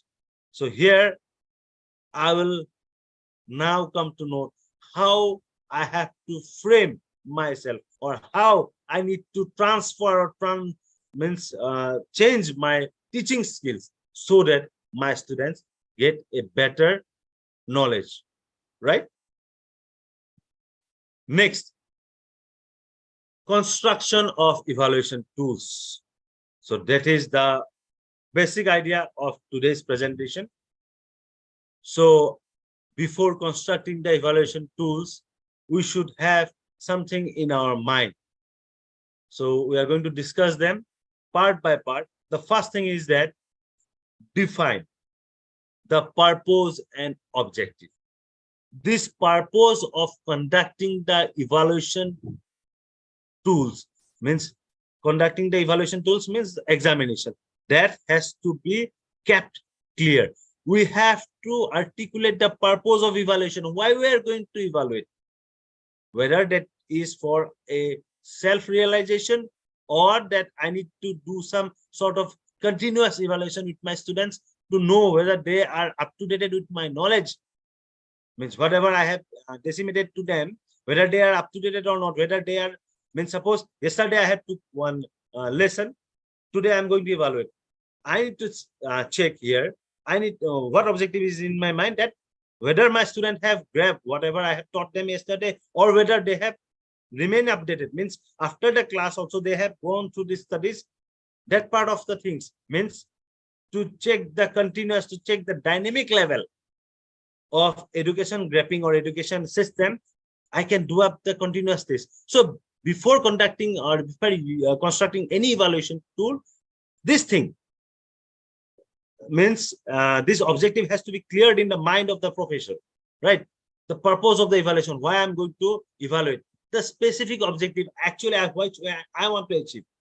My objective is that, oh, I need to know whether my students have grabbed the knowledge or not, right? The next thing is that I need to identify the target audience.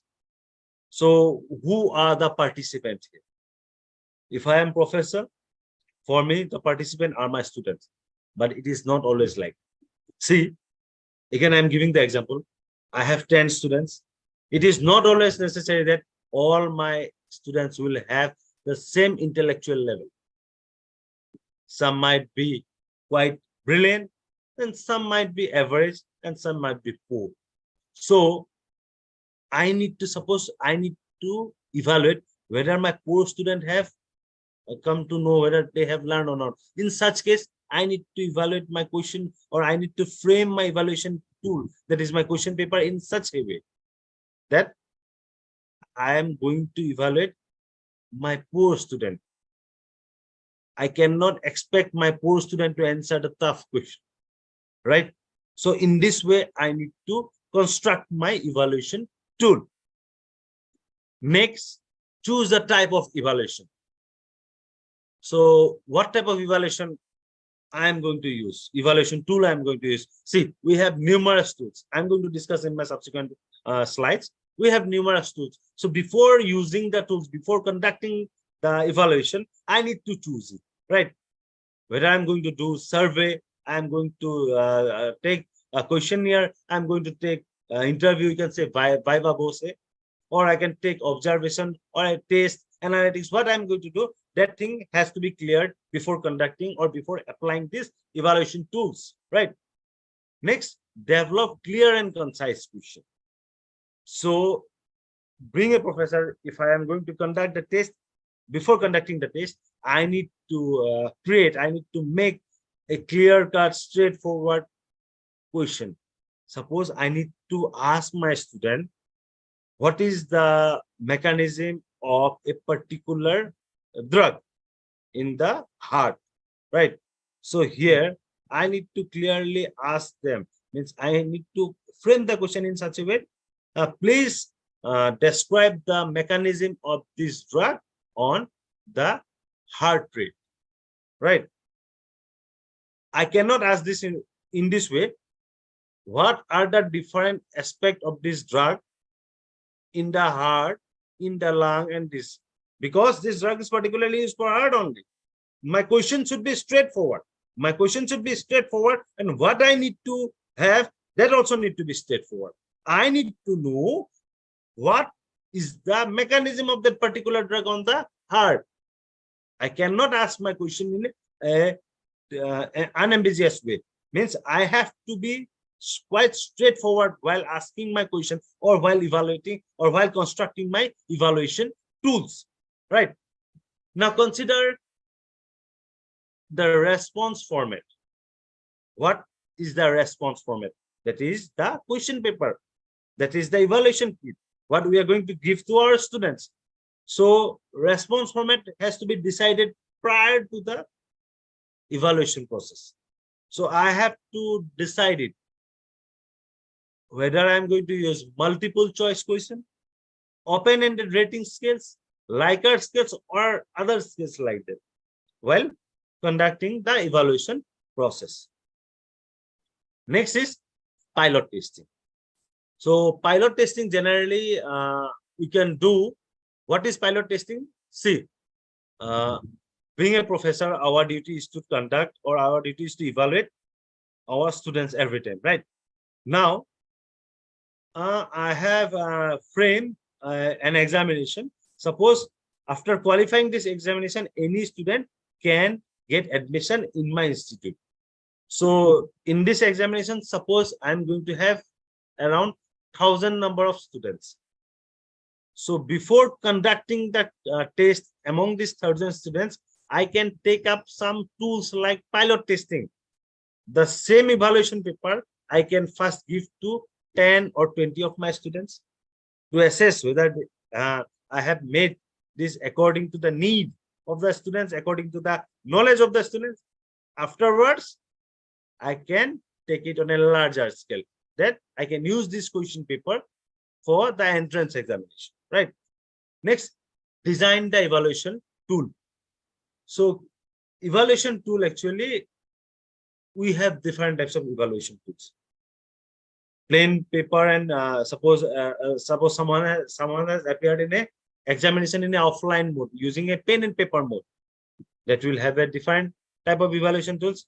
And suppose I have conducted a examination in Google form, this will have a different type of tools, right? The answers generally, the responses, they generally come in the Microsoft Excel format, right? Sometimes I can also use some software where pre-command will be given, so that it will evaluate the question based on the inputs what I have given there. Apart from that, ensure accessibility.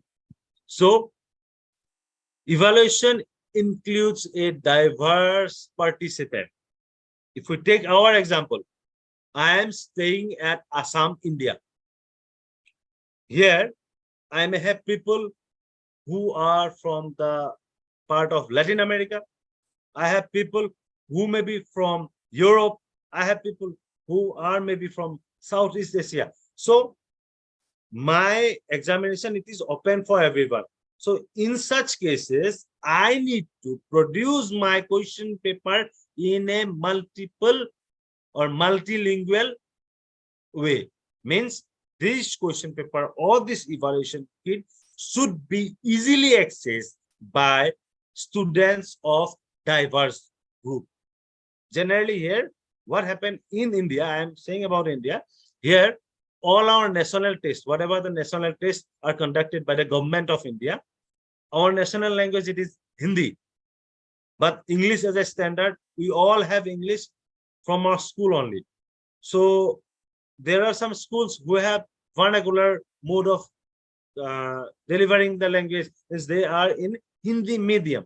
So that here's most of the question paper which are used by the central government, here we have two languages. Both the same question will be asked in English, and the same question, the same thing will be asked in Hindi also. So the person willing to answer in Hindi, he can answer in Hindi, or the person who is willing to answer in English, he can answer in English. So this accessibility should be always there. Next, while making the evaluation tools, we should provide clear instruction. Means how to complete the evaluation tools. Again, I am repeating, whether it is multiple choice, whether it is essay type, the marks allotted to the question, the time allotted to the question. This thing has to be given prior, before the evaluation process. Means in the instruction of the question paper. Test the tool. This is our part. Before conducting the test, we have to test the tool, evaluation tool. That may be either a question paper or software also, but we have to double check it. We have to check the tools before giving or before making it accessible to the students. Means we have to access or we have to evaluate these tools by ourselves first, whether it is working or not. Then only we need to produce it to the students. Now administer the evaluation. Now distribute these evaluation tools to the target audience, that is the students. Then you evaluate, collect the data. Whatever you have got, collect the data. Means the answer script or the responses that has been given in the online format. Organize the data. This is our. Next, interpret the result. Analyze the data, what we have gained.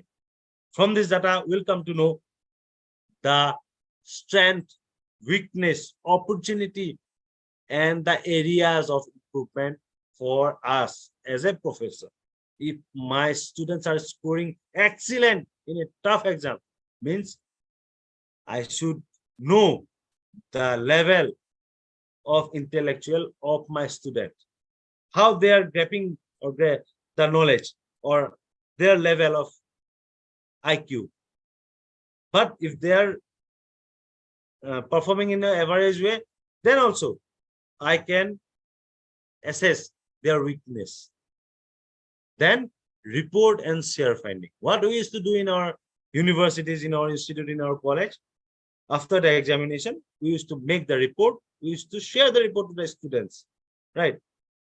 The next thing is the continuous improvement. Continuous improvement is nothing but this evaluation kit, tools, they always give a scope for continuous improvement, because we used to record this thing, whether it is in an online format or in a question paper, pen and paper mode, we always have a record, and this will help us in the improvement. But the thing is that what we should remember, we should always remember one thing, that these evaluation tools, this mode of evaluation, these are, or these should be always dynamic. This should be always dynamic. It's not like that it is a stereotype. Suppose my institute have a type of question paper or evaluation tools. From last 15 years, I'm using these tools only. So the student will come to know it earlier before appearing in the test, right? So they will know, oh, okay, our question paper, they are generally said in this way. So if it is like that, then I don't get a scope.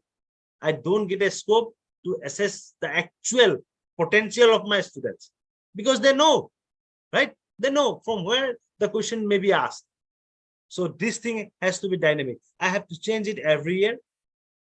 This thing also has to be adaptable. Earlier, before the pandemic, we hardly use any online platform for sharing knowledge, for evaluating the knowledge, right? Or evaluation as an evaluation tool like Google Form. But in the due course of time, today we are sitting in a seminar using a online platform, right? So this changes has to be adapted while constructing the evaluation tool. Now, types of evaluation tools. Here there are different types actually. You see survey and questionnaire. This survey and questionnaire, they are generally used among the students also. How, suppose in a questionnaire, I can send to a group of students where the question will be like this: how you are accustomed with the teaching pattern of my institute, whether you are liking the teaching pattern, are you comfortable with this, like this, right? This survey, actually this survey and question, they are provided to a wide group. These evaluation tools are used in a wide group, in a huge population. Assessment tests are generally the tests which are conducted in the classroom level, right? To check the knowledge, to check the technical skills that the students has learned in a specified area. Apart from that, we have a key performance indicator, KPI.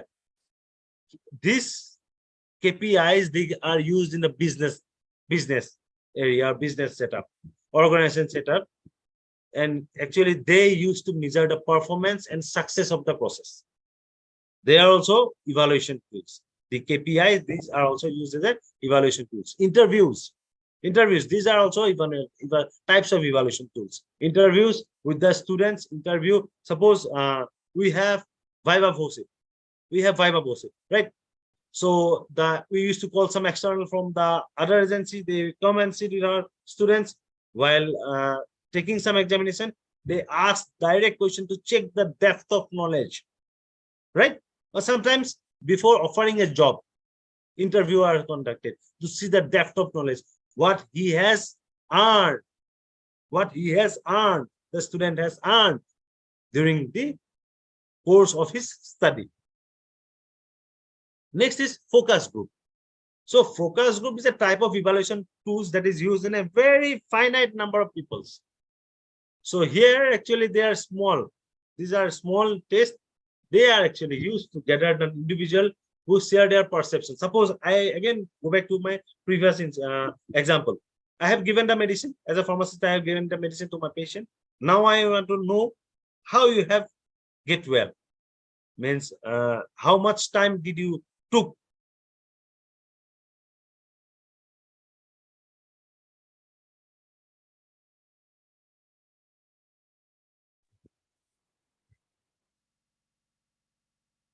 performance.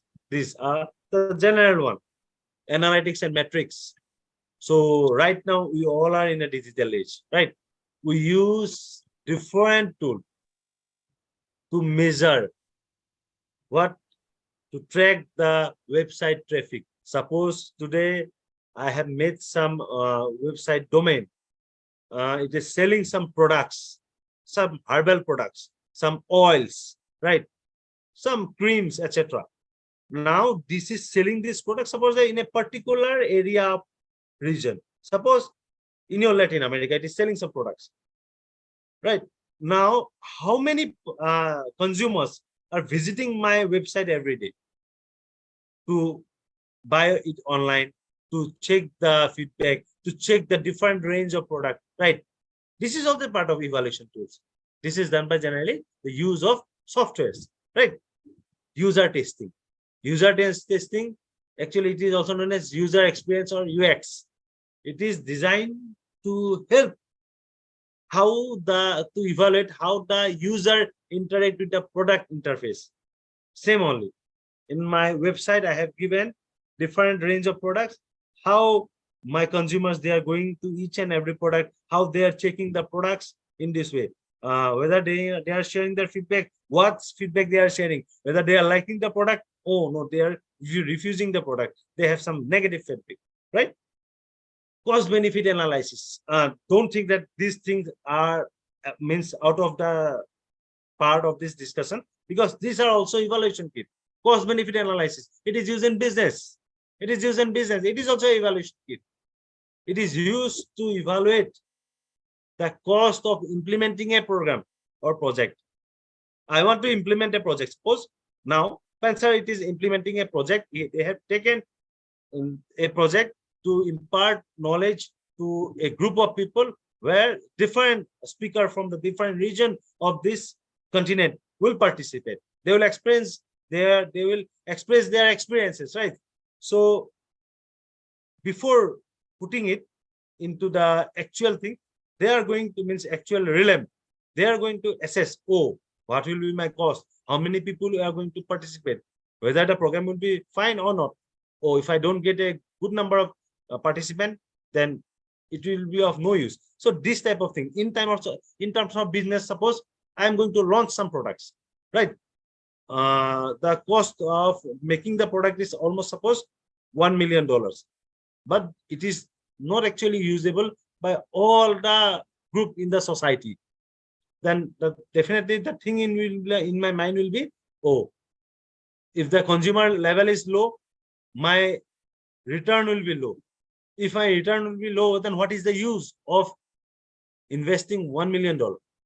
So this type of thing, actually, these are used in business. Next, we have evaluation softwares. Evaluation software, we can design them. These are actually evaluation software. They help in providing meaningful insight. Even nowadays, for online examination, evaluation softwares are used.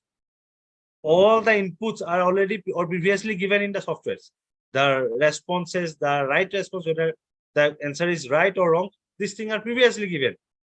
After a student appear for the examination, after putting the response there, this response will automatically go into the evaluation software.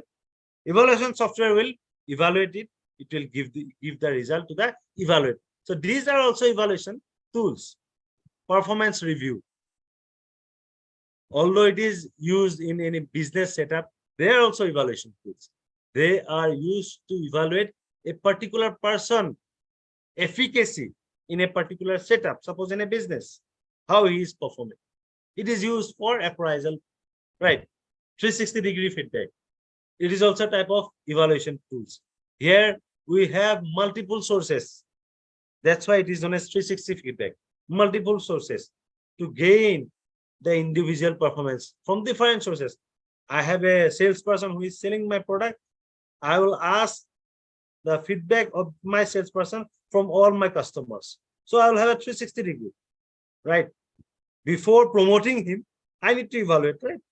So I will have the reviews or the feedback from 360-degree. Quality control test.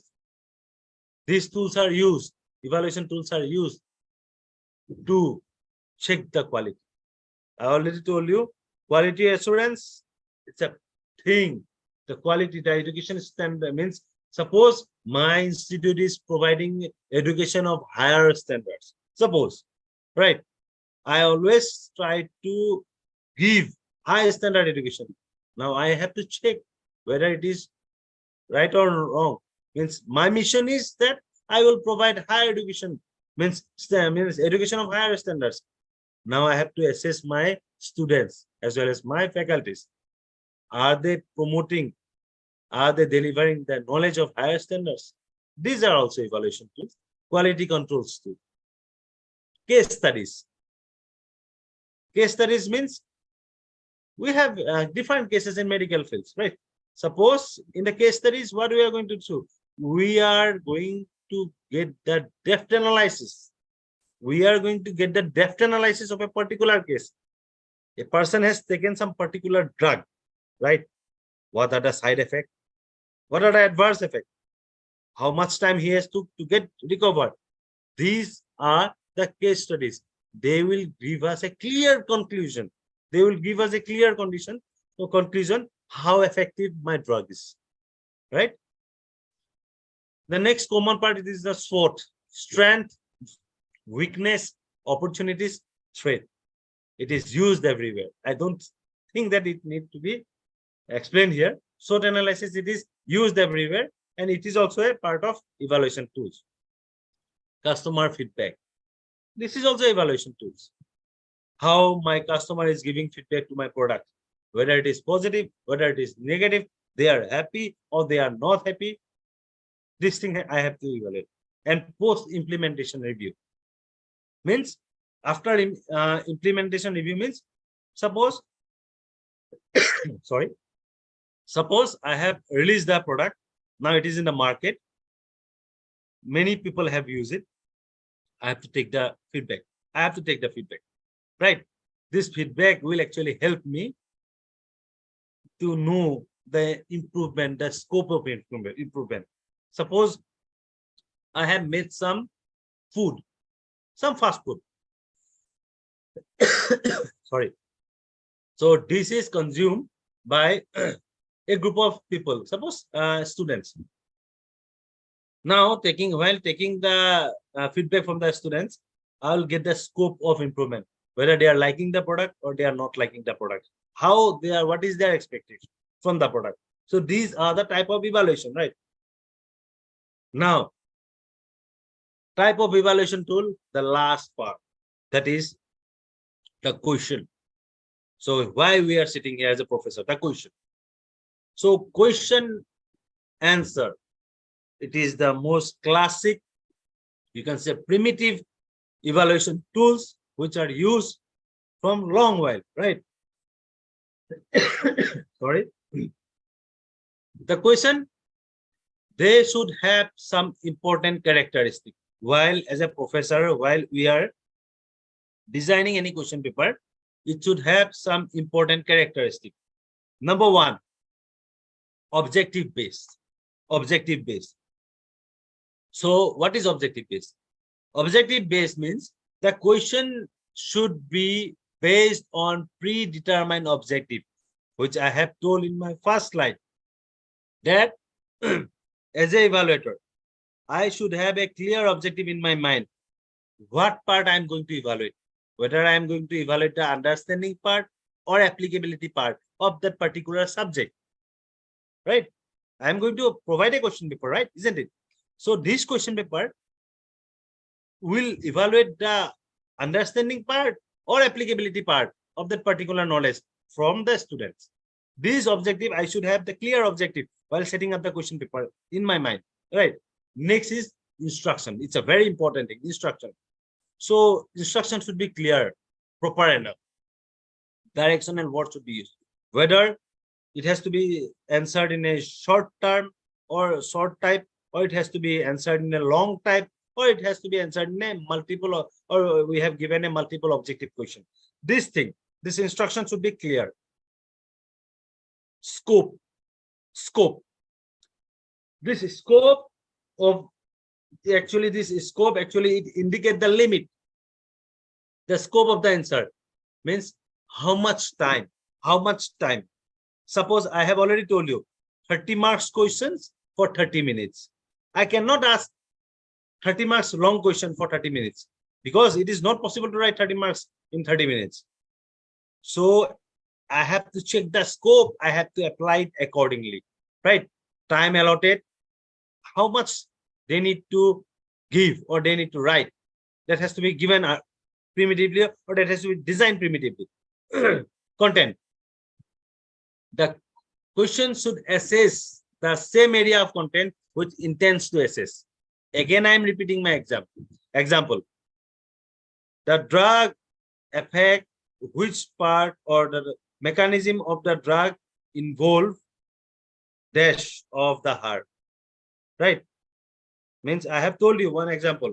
This drug have this sort of effect on the heart. Now I have asked the mechanism of the drug involve dish of the dash of the heart. I cannot ask like that. The medicine or this mechanism of the drug involved heart and other dash. I'm not here. I am not focused enough. While making the question paper, I'm not focused enough. I don't know where is my content. I don't know where is my area, intended area, because I know that the drug mainly act on the heart and the drug is used for treatment of the heart ailment only. So I have to ask accordingly. Language. The language should be clear. As a professor, it's our primitive prime most duty. While asking any question, while making any evaluation tool, language should be clear. It should be clear. Means it should be helpful for the student. It is not like that you describe different mechanism. What is different? Different mechanism. If the drug have different mechanism, it's okay. But if it is known for or it is used for only one particular disease, then what is the use of different mechanism? Use appropriate word. Use appropriate word. This word should be familiar. This word should be familiar to the students. This word should be familiar to the students. They should know after seeing the question, they should know how to respond to the question, right? Apart from that, difficulty level. Difficulty level means, I already told you, I have 10 students. right? 3 might be brilliant, 3 might be average, 4 might be poor. So difficulty level also I need to set accordingly. While making the evaluation tool, that is the question paper, I need to set accordingly. It is not like that I'm going to give all the tough question. If I'm going to give all the tough question, my intention will be to evaluate only my bright student, right? So first of all, I need to keep in my mind the things clear, that what sort of or what category of student I'm going to evaluate. Because in my classroom, I will have all sort of students. Some will be quite brilliant, some will be average, some will be below the average, right? So I have to have a clear idea to whom I have to test this thing and the time I'm going to give to the student to answer it. This thing I should have a clear idea in my mind. Assessing power. A good question must assess between a bright and a average student. I have to frame my question in such a way that I can easily demarcate after looking the answer that this is a bright student and this is the average student. This assessing power I should imply, means while constructing any evaluation tool. Scope of answer. Next thing, scope of answer. The language of the question should be specific. It should be precise so that I can get what is expected from my side as a evaluator. I have set up the question. Now the students, they are appearing for the examination. I have to set up the question in such a way so that my objective is fulfilled. Because I have set up one objective in my mind that, oh, I need to evaluate whether they have learned how to use this drug. Right? So I have to ask the question, I have to frame the question in such a way that I can get the applicability part from the students in that answer. Right? Value points. The next thing is value points. Actually, this is marks carried by the question. That has to be clearly mentioned. It is not like that. Suppose I have asked a question which might have 1 to 2 line answer. For that, I'm allotting 10 marks. It is not like that. We have to use this value point as per the scope of the answer. Right? Now, coming to the last slide. Types of evaluation tools. Here, form of question. So while evaluating, we have to check 6 attributes in the students. First of all, remembering. How they remember, whether they memorize or how they remember. So remembering question can be asked as how many, can you name, who spoke, right? These questions are used to check the remembering attributes. Understanding. Explain. What do you think? Can you clarify? Describe, right? This actually evaluate the understanding attributes. Application or applying attributes. How you can check it? Which factor would you change if? This is the application-based question, right? Now, from the information given, can you develop a set of instruction about it? This is an application-based question, right? This is, here we are checking the attributes of applying. Next, analyzing. We have given some data to the students in the question. Now, we can ask, or we have given some sort of events. Now, we can ask, which event could not have happened? Or how similar it is to that? We are going to assess, or we are going to evaluate the analyzing. We are going to evaluate the analyzing scope or analyzing power of the students. Next, evaluating. Evaluating here, what type of question we can ask? Is there a better solution? We should give scope to the students. What are the other alternatives to this? So that they can evaluate. Oh, if this incident did not take place, then this can be taken. Or if this drug is not useful, this drug can be using. So this evaluating attributes we can assess in the students. Next, creativity. Creativity, to assess the creativity in the students. So what we can do here? Can you design? What would happen if? Here we will assess the creativity that is in the student, because all the students are inherently creative in some way or the other. So in this evaluation means question creativity, if we want to assess the creativity, how can we ask, can you design, or what would happen if, right? So these are actually form of question which can be used in the evaluation tools. So coming to the end, thank you for giving me this opportunity. I would like to thank Penser for giving me this opportunity to interact with people in this international platform. If Thank you you have very any much, feedback, you can mail Professor. me. Okay. Sorry, continue. Okay. If you have any queries or any feedback, you can mail me at drriturajbharadwaj@gmail.com. Gracias. Thank you. Sorry, thank you very much, Professor. In this moment, participants who wish to interact with the teacher can enter Zoom through the link provided in the YouTube chat. Also, can raise their concern from the chat to be shared by the moderator.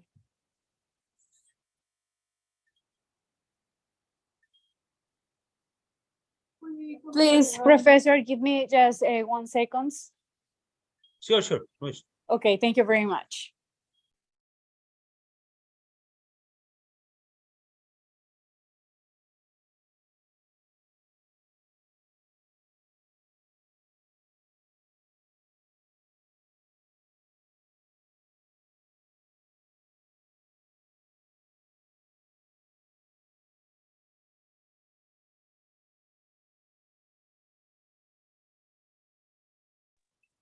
Okay, Professor, I have a question from Professor Evelyn Barreto.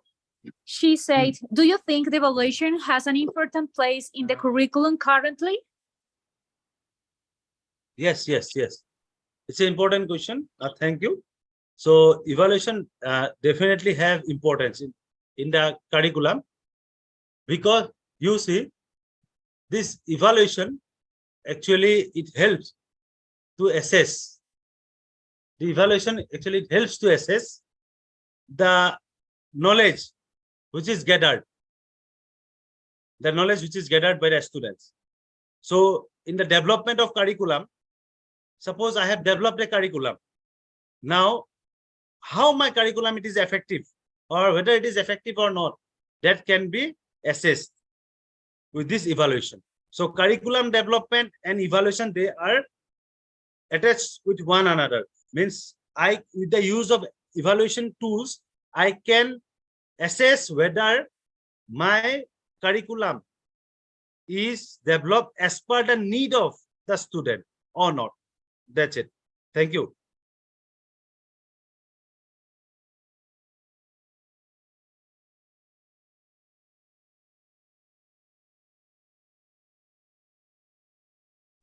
Okay, thank you, Professor. We have other questions. Just give me a minute. Just give me a minute. How can we use the evaluation 360 in students at university? I didn't get you. Okay, how can we use the evaluation 360 in students at university? Yes, we can use 360 feedback in the students and university regarding the teaching scope. Regarding the teaching scope, suppose one professor he is taking a class of a particular subject, right?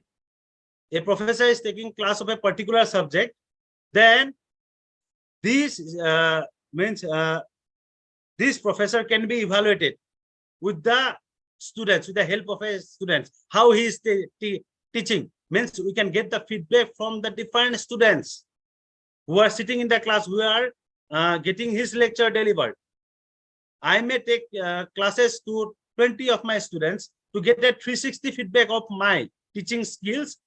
It can be, you can get this knowledge from the students, how I'm taking the class. So 360 also help there. Means 360, actually in 360 feedback, we used to evaluate the efficacy of a particular person, one person, through 360 angle. So here, the professor will be at the center. His feedback will be given from 360 angle from the different students. That's it.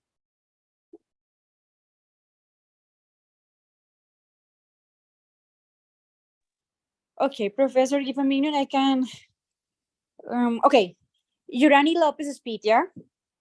Question: could you recommend something, maybe like tools, software, where we can generate some evaluation instruments? A recommendation. See, actually, the tools which or software which we use, actually, it totally depends on what type of work we are doing. So, suppose I used to do some, as from my background, I'm saying, I used to do some analysis of drug responses in animals. I used to do, actually, I'm associated with drug research. So I used to assess the efficacy of drug. So I use biostatistics tools or means softwares like SPSS, R, like that. So the use of tools or software is solely depends on your use. If you are using some statistical tools to get an overview, then we have numerous statistical tools. Those are available over the internet. But the tools, if you want to design for yourself, then definitely you have to take help from one software engineer to make the tools accordingly to your use. That's the thing. Means the tools we have, although we have different tools, but the use of tools, it solely depends on your use, how you are going to use, on which you are going to use. So there is no such standard software that can be used for everywhere. Thank you.